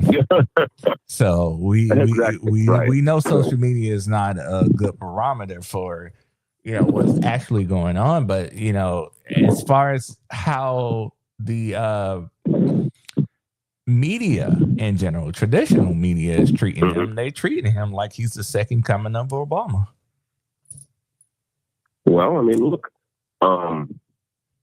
again, this is just more of an indictment of the Democratic Party and the DNC. It's like they supposedly have access to some better numbers than simply how many likes a given video got on TikTok, right? So, do you know what I'm saying? Like, is that's the solution is to freak out? Because again, it's and even the fact that that's a thing, right? In other words, put it this way: I wish the Democratic Party showed as great a sense of urgency, right? When all those people's houses got burned down in a Democratic state. I mean, it's like that's the kind of thing that if you were the Democratic Party, you're going to be concerned about. Oh, this is a state we've been running things, so we're running the table, right? So if a bunch of people get burned out, if a bunch of capital leaves, if this state becomes almost like the poster child for bad governance, that is a problem. And they don't seem to they don't seem to care anything about that. Oh, Zoran Mamdani's a hit on social media. Excuse me? I mean, in other words, if you're that out of touch, if that's what you're focusing on and freaking out about, you deserve to lose. You deserve to lose. And by the way, that doesn't mean that the Republicans deserve to win. You know, it just means that there's an opening there. You know, if only you had a party that wanted to actually come to the American people and talk about actual ideas and growth and work and the future of our republic. Like, that would be nice. You know, but certainly for the Democrats, yeah, if they're that out of touch, they deserve to lose. I mean, the fact that they had didn't they have a couple months ago some kind of post-mortem of the last election, and you know, that they had this whole apparently a whole big soul-searching moment about, you know, Kamala Harris and should Biden have stepped down sooner and this and that and the third. It's like, look, and look, the funny thing is, at the end of the day, you almost didn't need a whole post-mortem to look. You lost the plot. You lost the plot. You've forgotten that, you know, just statistically speaking, when you say business in America, you really mean small business. Most of the businesses are small to medium-sized businesses. If you make an enemy of business, you make an enemy of the people. Plus, you want to make everything gay. And you think my kids are your kids. And that's the problem. I mean, I'm just being honest. I mean, bro, you hear it in here. You hear it in here where it's not, you know, there's all kinds of political sentiment, pro-Trump, anti-Trump. But you hear a lot of brothers, even brothers who don't necessarily jack Republicans and like whatever they say, Democrats don't want to make everything gay. We're not having that. No.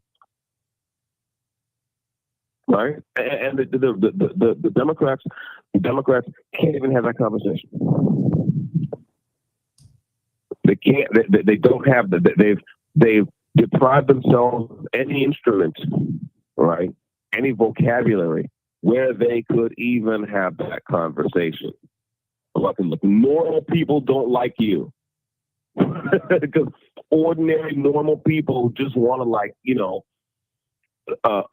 work a job and raise a family where their sons get married to women and their daughters get married to men. Those people who actually do, you know, real stuff in the country, you know, who have actual jobs, you know, whether it's you know, construction or working in retail or working in an office, where people who actually do stuff have a problem with you. The Democrats cannot have that conversation. And why can't they have that conversation? Because they've given the ground to all the noisiest fringe elements in the party. Well, okay. Oh, that's fine. Go ahead and do that. Okay, so if the noisy fringe elements, Zoran Mamdani, right, start to blow up on social media, what you mad for? I didn't do it, you did it. You want to talk about anything? You don't want to talk about small business. You don't want to talk about you know, local prosperity. You don't want to talk about trade school. You know, you're freaking out right now about so-called AI, because now what it's looking like is that the grad students are going to be out of work. That's what it's looking like now. It's looking like a whole swath of the managerial class, who are your people, are going to be out of work on the strength of large language models and so on and so forth. 5 seconds ago, and Carl, you know this, 5 seconds ago, when it was truck drivers who were going to be out of work, right? It wasn't a problem. Remember that? Remember that? Yep. It was like all the truck drivers are going to be out of work. Oh, wonderful. Right? You know, all the blue collar guys are going to be out of work. That's great. They probably voted Trump anyway, so fuck them. Right? 5 seconds ago, it was like that. You know, I know it's a little bit of a sidebar, but I listen. We have a podcast app on the tablet here, and so I get some of the outside podcasts, and one or two of them are very interesting because you have these kind of young hipsters, relatively young hipsters, talking about tech and the latest thing for Apple and the AI industry and stuff like that, and you know, they kind of have a lot of, they're kind of in their feelings about AI and how like a lot of it is not that good, but you know, there's all this surveillance and they're taking everyone's jobs and what have you, and it's like they feel a kind of way. And it's like, right, you feel a kind of way now because your class is the one that's likely to be negatively affected by this thing. You know, but when it was blue collar people being negatively affected by not even a private capital, but government intervention on behalf of, we're going to just open up the borders and let people come in huge numbers and distort the labor markets. Y'all had not only y'all have no problem, you jacked it. Y'all were like, yeah, open up the borders, right? And like, this is putting construction workers out of work. Yeah, fuck them. We need more people from Venezuela. Okay, and again, that's because the people whose jobs are being threatened, and in some cases, they were ordinary blue-collar Americans. And now, when it's like people with mad college debt, right? People who feel that they're entitled to kind of go into the workplace and make whatever kind of money, now they're under threat. Their jobs are under threat. And now it's a problem. Bernie Sanders freaking out, oh, this AI, we got to... I mean, you see what I'm saying? So I just think that this party has just lost the plot. It's just lost the thread. It's lost any idea of how to deal with ordinary people in this country. It's lost the idea of dealing with the people who actually make this civilization run. Okay?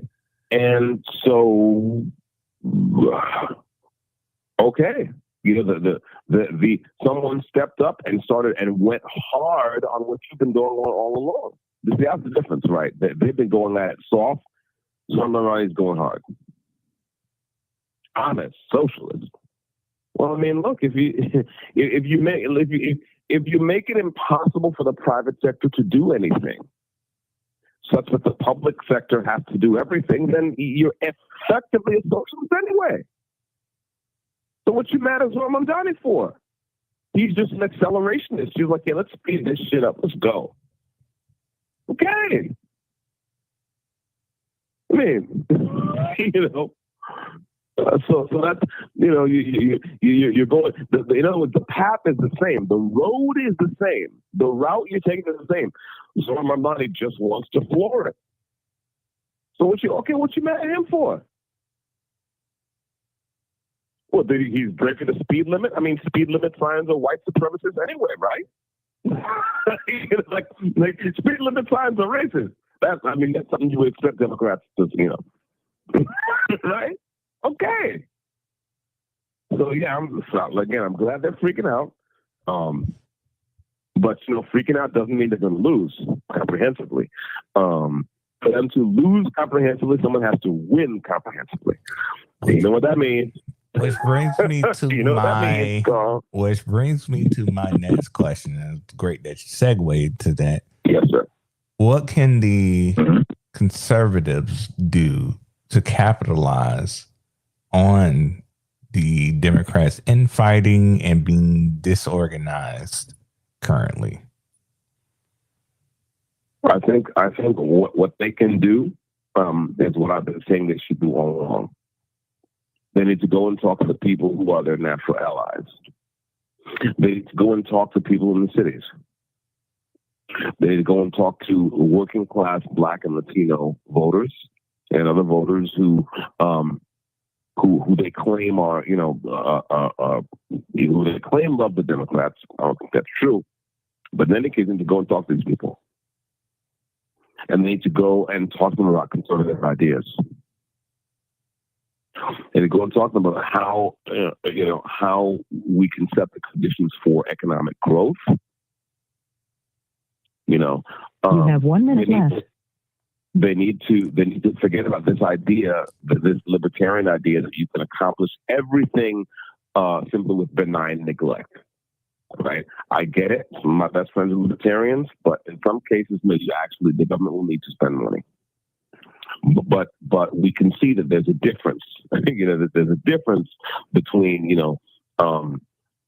spending money to merely expand the range of kind of government entitlements, pay people to stay home, as opposed to spend money to help get people into the workforce and help promote small business and private property ownership. There's a difference, and they need to emphasize that difference. And they need to mean it, and they need to act on it.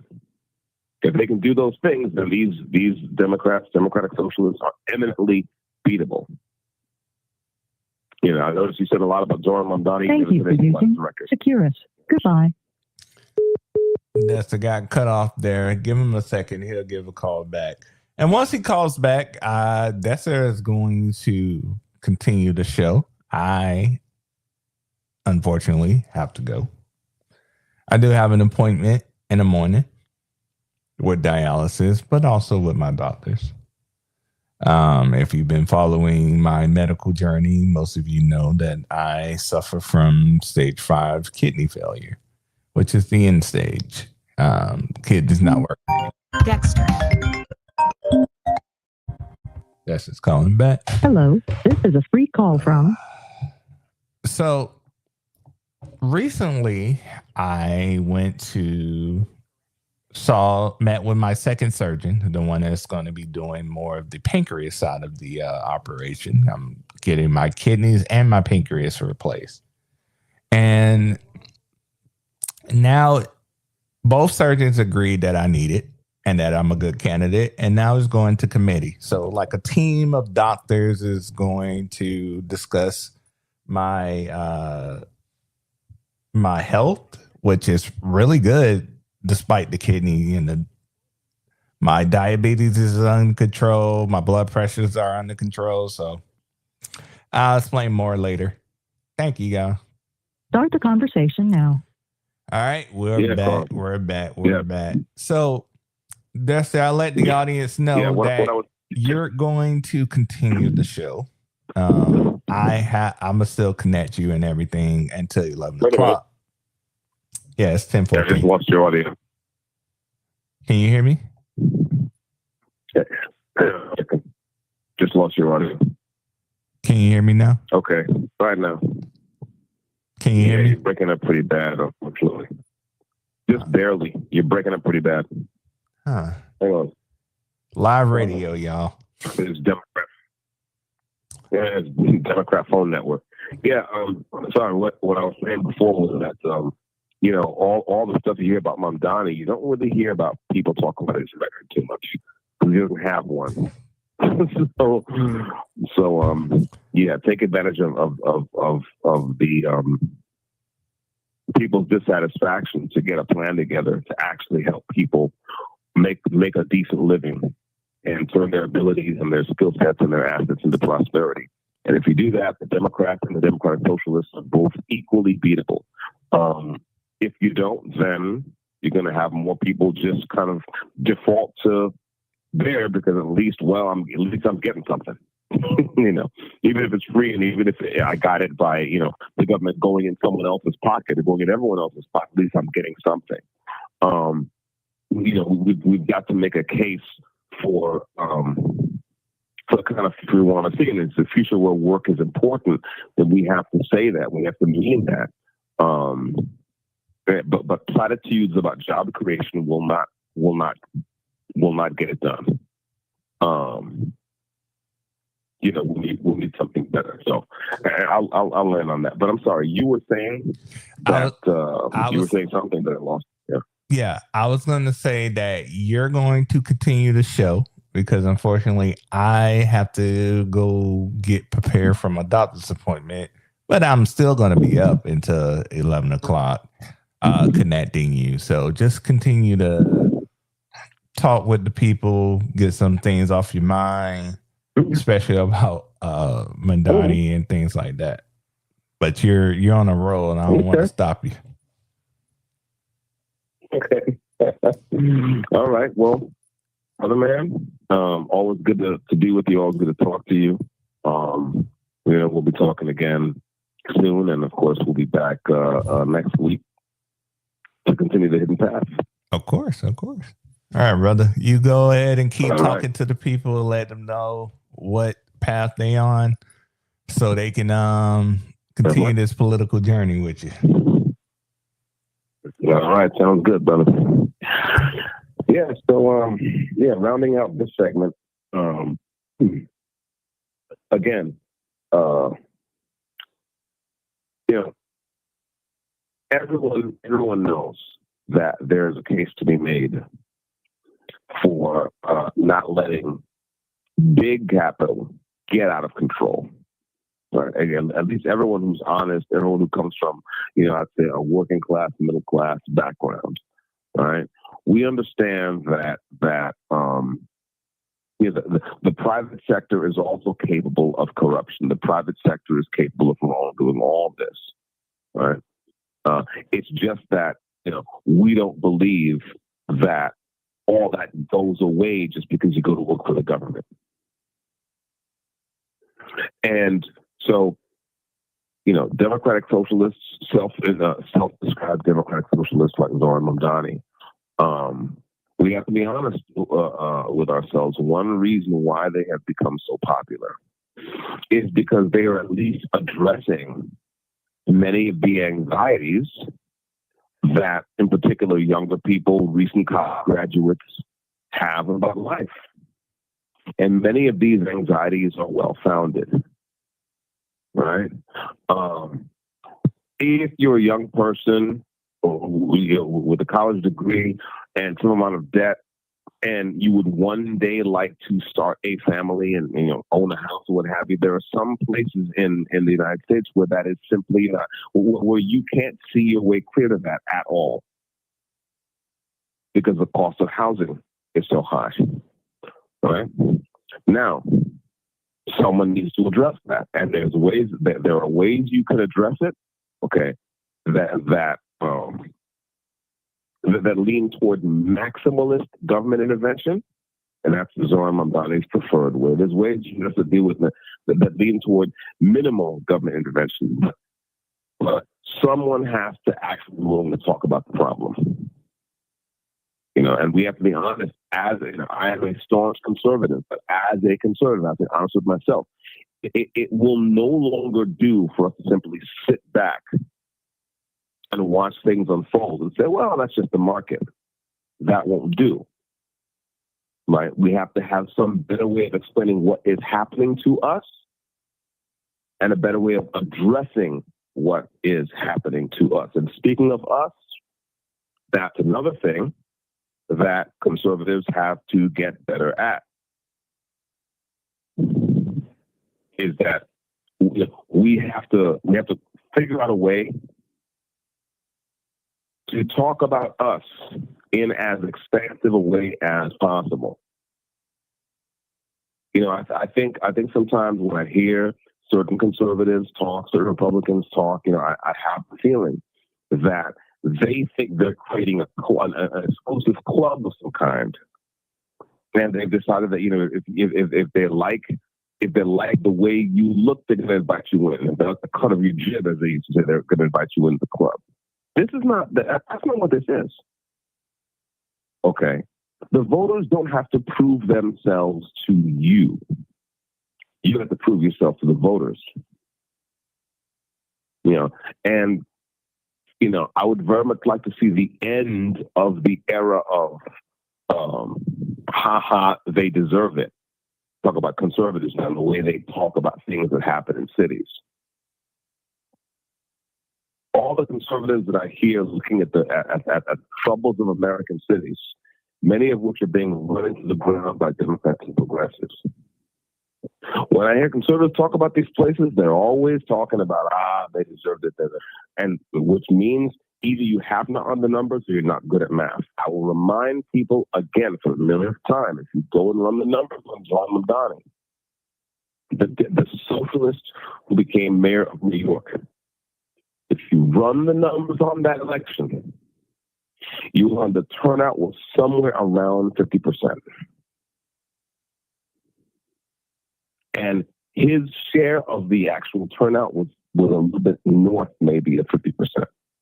But he didn't have some huge turnout in his favor. Okay? So, in other words, it is not as if the population of New York City rose as one and demanded that we put this socialist in the mayor's mansion. That is literally not what happened. And there is no kind of numerically sound analysis that would lead you to think that's what happened. What happened is a lot of people stayed home, and the activists, the people who were really very energized, came out and put Mamdani in office. And Republicans need to ask themselves the question, well, what are we doing to talk to the people who have stayed home? What are we doing to talk to the people who have tuned out? Who are tired of hearing the same old platitudes? How are we going to address that? Very much depends on the answer. I don't think that, Democratic Socialists winning a few primaries around the country is grounds for panic, but it is grounds for concern. What it shows is that the Overton window has shifted, right? Well, the Overton window being this concept of the range of opinions that are considered appropriate, right? That are considered acceptable to even talk about in public, right? These guys can get up and say, yep, I'm a socialist, I'm out and proud, and let's go. Okay. Well, again, socialists are not accepted. They still have to have a plan for how they're going to govern. And in my opinion, these people do not have a plan beyond redistributing income, beyond antagonizing all business, to the point where you get enough capital flight that you get what you get in these cities is, as a matter of fact, a tax increase on everyone who's left. I mean, that's just how that works, right? We don't have to love we don't have to love hedge funds or private equity corporations. We don't have to love CVS or Walgreens or Walmart or any of these. We don't have to love them. But we have to have a plan for increasing economic growth, for increasing private ownership, for increasing participation in the system. And that's going to take more than just the same old sorry-ass lines from so-called conservative politicians. And, look, if Republicans choose to step up to that mark, I've said it before, I'll say it again. The Zorman bodies of the world are beatable. They can be beaten. They are weak. Right? But you have to exploit those weaknesses. Their weaknesses will not exploit themselves. That's just how that is. So, let's see. Moving around. We'll talk about some additional headlines before this segment is over, and I have to say goodnight. We've seen seen some interesting things over the past few weeks. It looks like this administration is getting sued over this and that. There appear to be lawsuits in roughly half the states in the union who are suing the Trump administration. Democrats are suing the Trump administration over Medicaid work rules.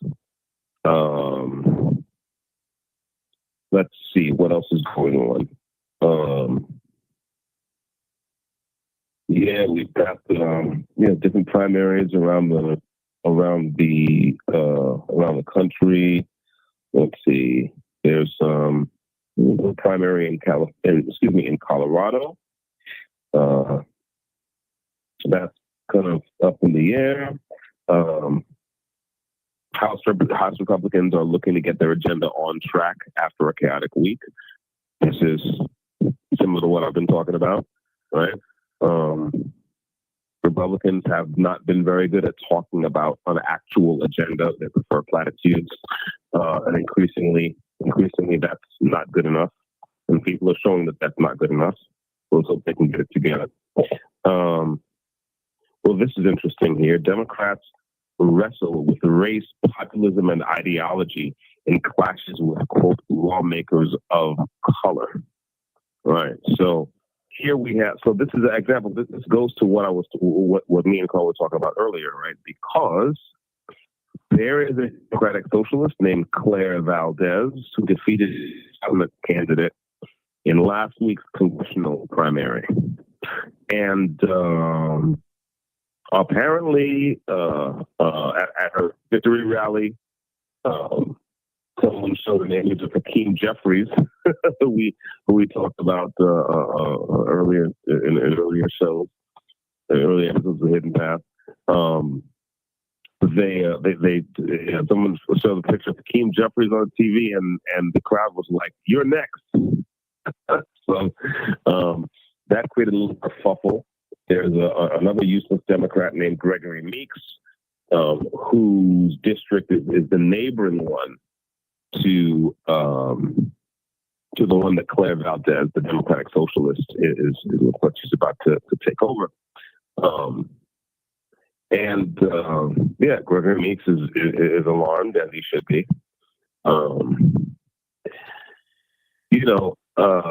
But again, it's funny because looking at this article, and I'm of course just reading headlines from the AP. The way they talk about this is interesting. What they say in this article, for example, is, quote, as left-wing insurgents make inroads in New York and elsewhere, their campaigns are confronting legacy institutions led by people of color.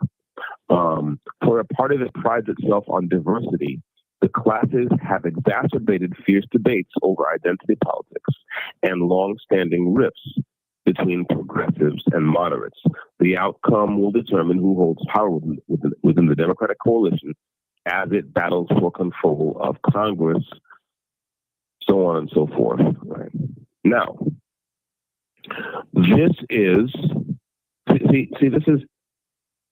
that was a very left-wing take on a left-wing problem, right? It's like, oh yeah, how are these? Yeah, because a lot of these young progressives, young Democrats, a lot of these are white kids, right? And in a lot of these cities like New York, you have a lot of black and brown people who are representing these underserved areas. They've been underserving these underserved areas for decades. Okay, but news outfits like AP, right, seem to only be able to look at this and think about this and talk about it in terms of race, in terms of color. But if you just step back from that for a moment, the important thing to understand, right, is that, again, in many of these districts that have been run by Democrats, that you hear lefties say are traditionally underserved, the problem is that Democrats have been the ones running those districts, the ones in office. So you're underserved by the people of the same party.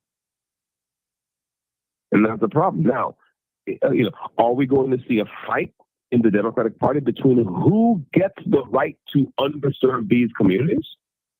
Well, that's one kind of fight. Is that very interesting? No, I mean, only as a spectacle. Only as a spectacle. Which of us has the right to keep running these districts into the ground?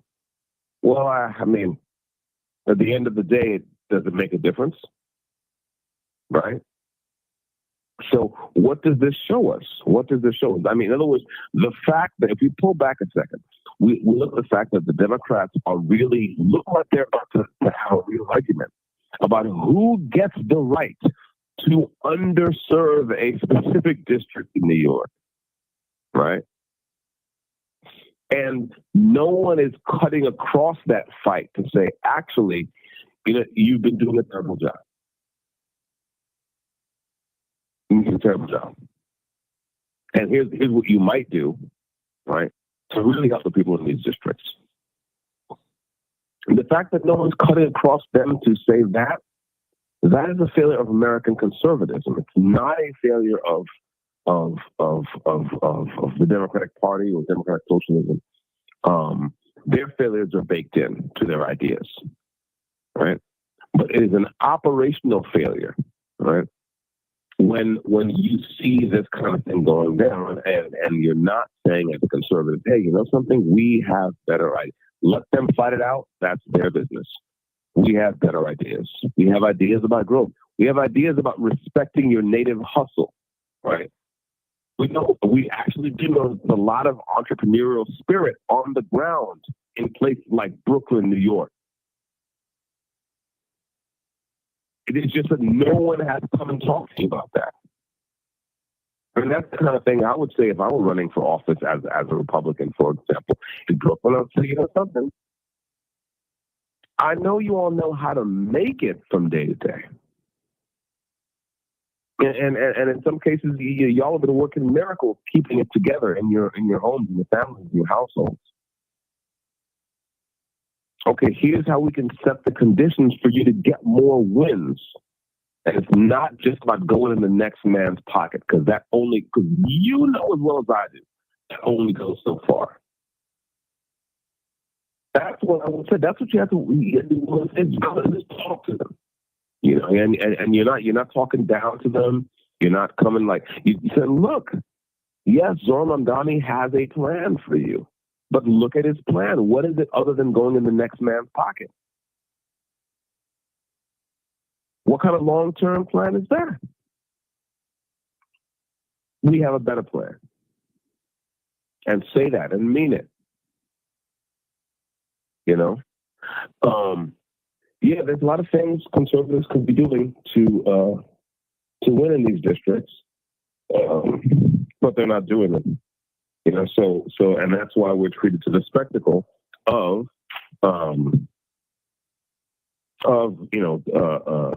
these two different kind of segments of the Democratic Party arguing about who is going to have the right to underserve these communities, right?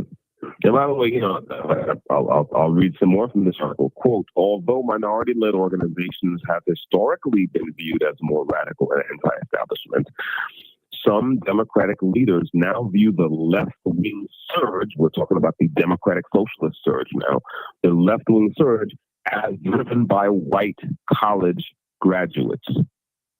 Progressives argue that their agenda remains popular within people of color, within communities of color. Okay, so what have I been saying? And not just in this show. Let me read that sentence again. Democratic Party, some Democratic leaders now view the left-wing surge as driven by white college graduates. These are the people, yes, the white college graduates. I keep telling you people, that's who put Zohran Mamdani in office. Those guys are Muslims. And that's it. That's right. Okay, so this is what I keep saying, right? This is not. There's no case to be made, right? That Black and brown New Yorkers have nothing in common with conservatives. No, Black and brown New Yorkers, working class, I would have to add that working class Black and brown New Yorkers are pretty much the most conservative. No one is talking to them outside of the Democratic Party, which largely takes them for granted anyway. No one's coming and talking to them. No one's saying, I have some serious ideas. Here are my ideas. No one's standing up for any encroachments on their rights as far as I can see. I mean, the last time someone, I said this again, the last time someone decided to encroach on the rights of Black and brown New Yorkers wholesale, talking about the constitutional rights now, not some made up socialist grad student right like the right to internet connection. I mean a real right, like the right against unreasonable searches and seizures. The last time someone decided to violate those rights wholesale, solely on the basis of color and zip code, Republicans were all in. That's a problem. So we can see, hopefully we can see now that that to the extent that this is, I still wouldn't say it's a movement, but to the extent that it may be signal the beginning of a movement inside the Democratic Party, that is, people who are willing to say the quiet part out loud about the Democrat agenda, which is really the socialist agenda, as we understand it. People willing to say the quiet part out loud can energize young voters, young white college students, as AP actually went ahead and said, right? And that can be enough in the face of widespread apathy to put some of these candidates over the top. It was certainly enough to put Zoran Mamdani over the top. And again, he went over the top in the face of widespread apathy. Half of eligible New Yorkers staying home is widespread apathy. That is literally what that means, right? Every other person saying, the hell with it, right? So I think that this, more than anything else, this represents a huge opportunity for conservatives with real ideas, right? With real plans for setting the conditions for economic growth. There's a lot of money, as I understand. I haven't read it, but I understand from my friends in the Republican Party, there's a lot of money in the big beautiful bill for trade school, for the revitalization of physical trades, industry, all the things that we really want to see come back to America's shores. And what is interesting is that all the usual suspects, as far as liberals and progressives, seem to either have to absorb all that or to really attack a whole different set of targets, right? But there's an opportunity here to say, listen, here's a chance actually to kind of to build a whole new basis of American prosperity, one that can actually last, right? Because you hear a lot of people talk about AI. For now, there's a whole class of jobs that AI will not be able to replace in the foreseeable future. And right now, people who actually have hard skill sets, especially in the physical trades, are best poised to take advantage of that renaissance if this American Renaissance is allowed to actually come into being. But to have a real American Renaissance, it's going to take more than just a budget being signed in Washington. Why? Because we have 50 different governments and for 50 different budgets, right? And 50 different sets of priorities, right? Distributed across the nation in the 50 states, right? And Washington actually doesn't get to set those priorities, right? It's down to the political parties and the operators in power in the different states. who get to set the priorities. But even they don't get to set priorities unless they get into office. And whether or not they get into office depends ultimately on the voter. And we can talk about money and politics, all that stupid. The fact is, yes, your opinion as a voter doesn't matter. If your opinion didn't matter, these people wouldn't be lying to you all the damn time. So politics still matters. Grassroots politics still matters. Retail politics still matters. Ideas still matter. Ideas still matter. Do we think, as American conservatives, that we have better ideas for the future of our country than the Zohar Mamdani's and the Claire Valdez's of the world? Because if we do, now is the time. Now is the time to actually stand up and say, yeah, that's a terrible idea. Here's a better one. Yeah, actually, I know I don't want to pay people to sit at home. I'd rather pay them to actually acquire some skill sets and maybe work from home.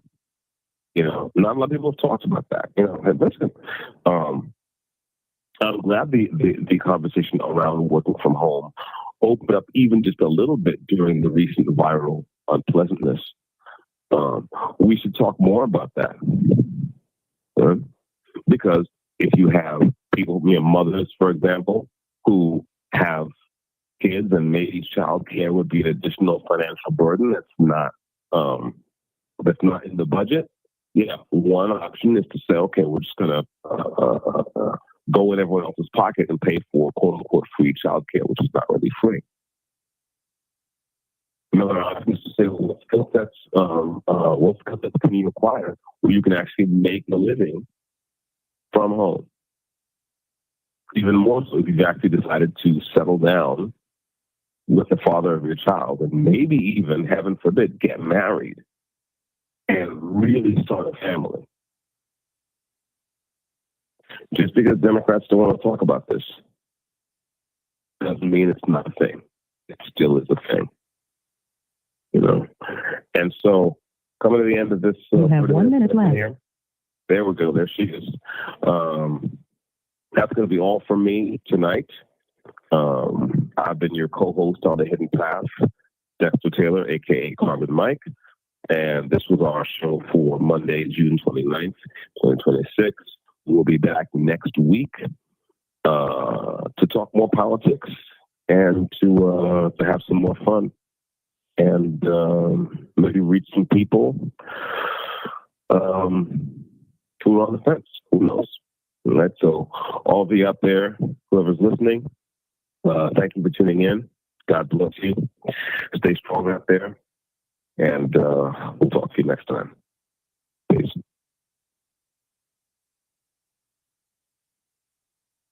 The caller has hung up.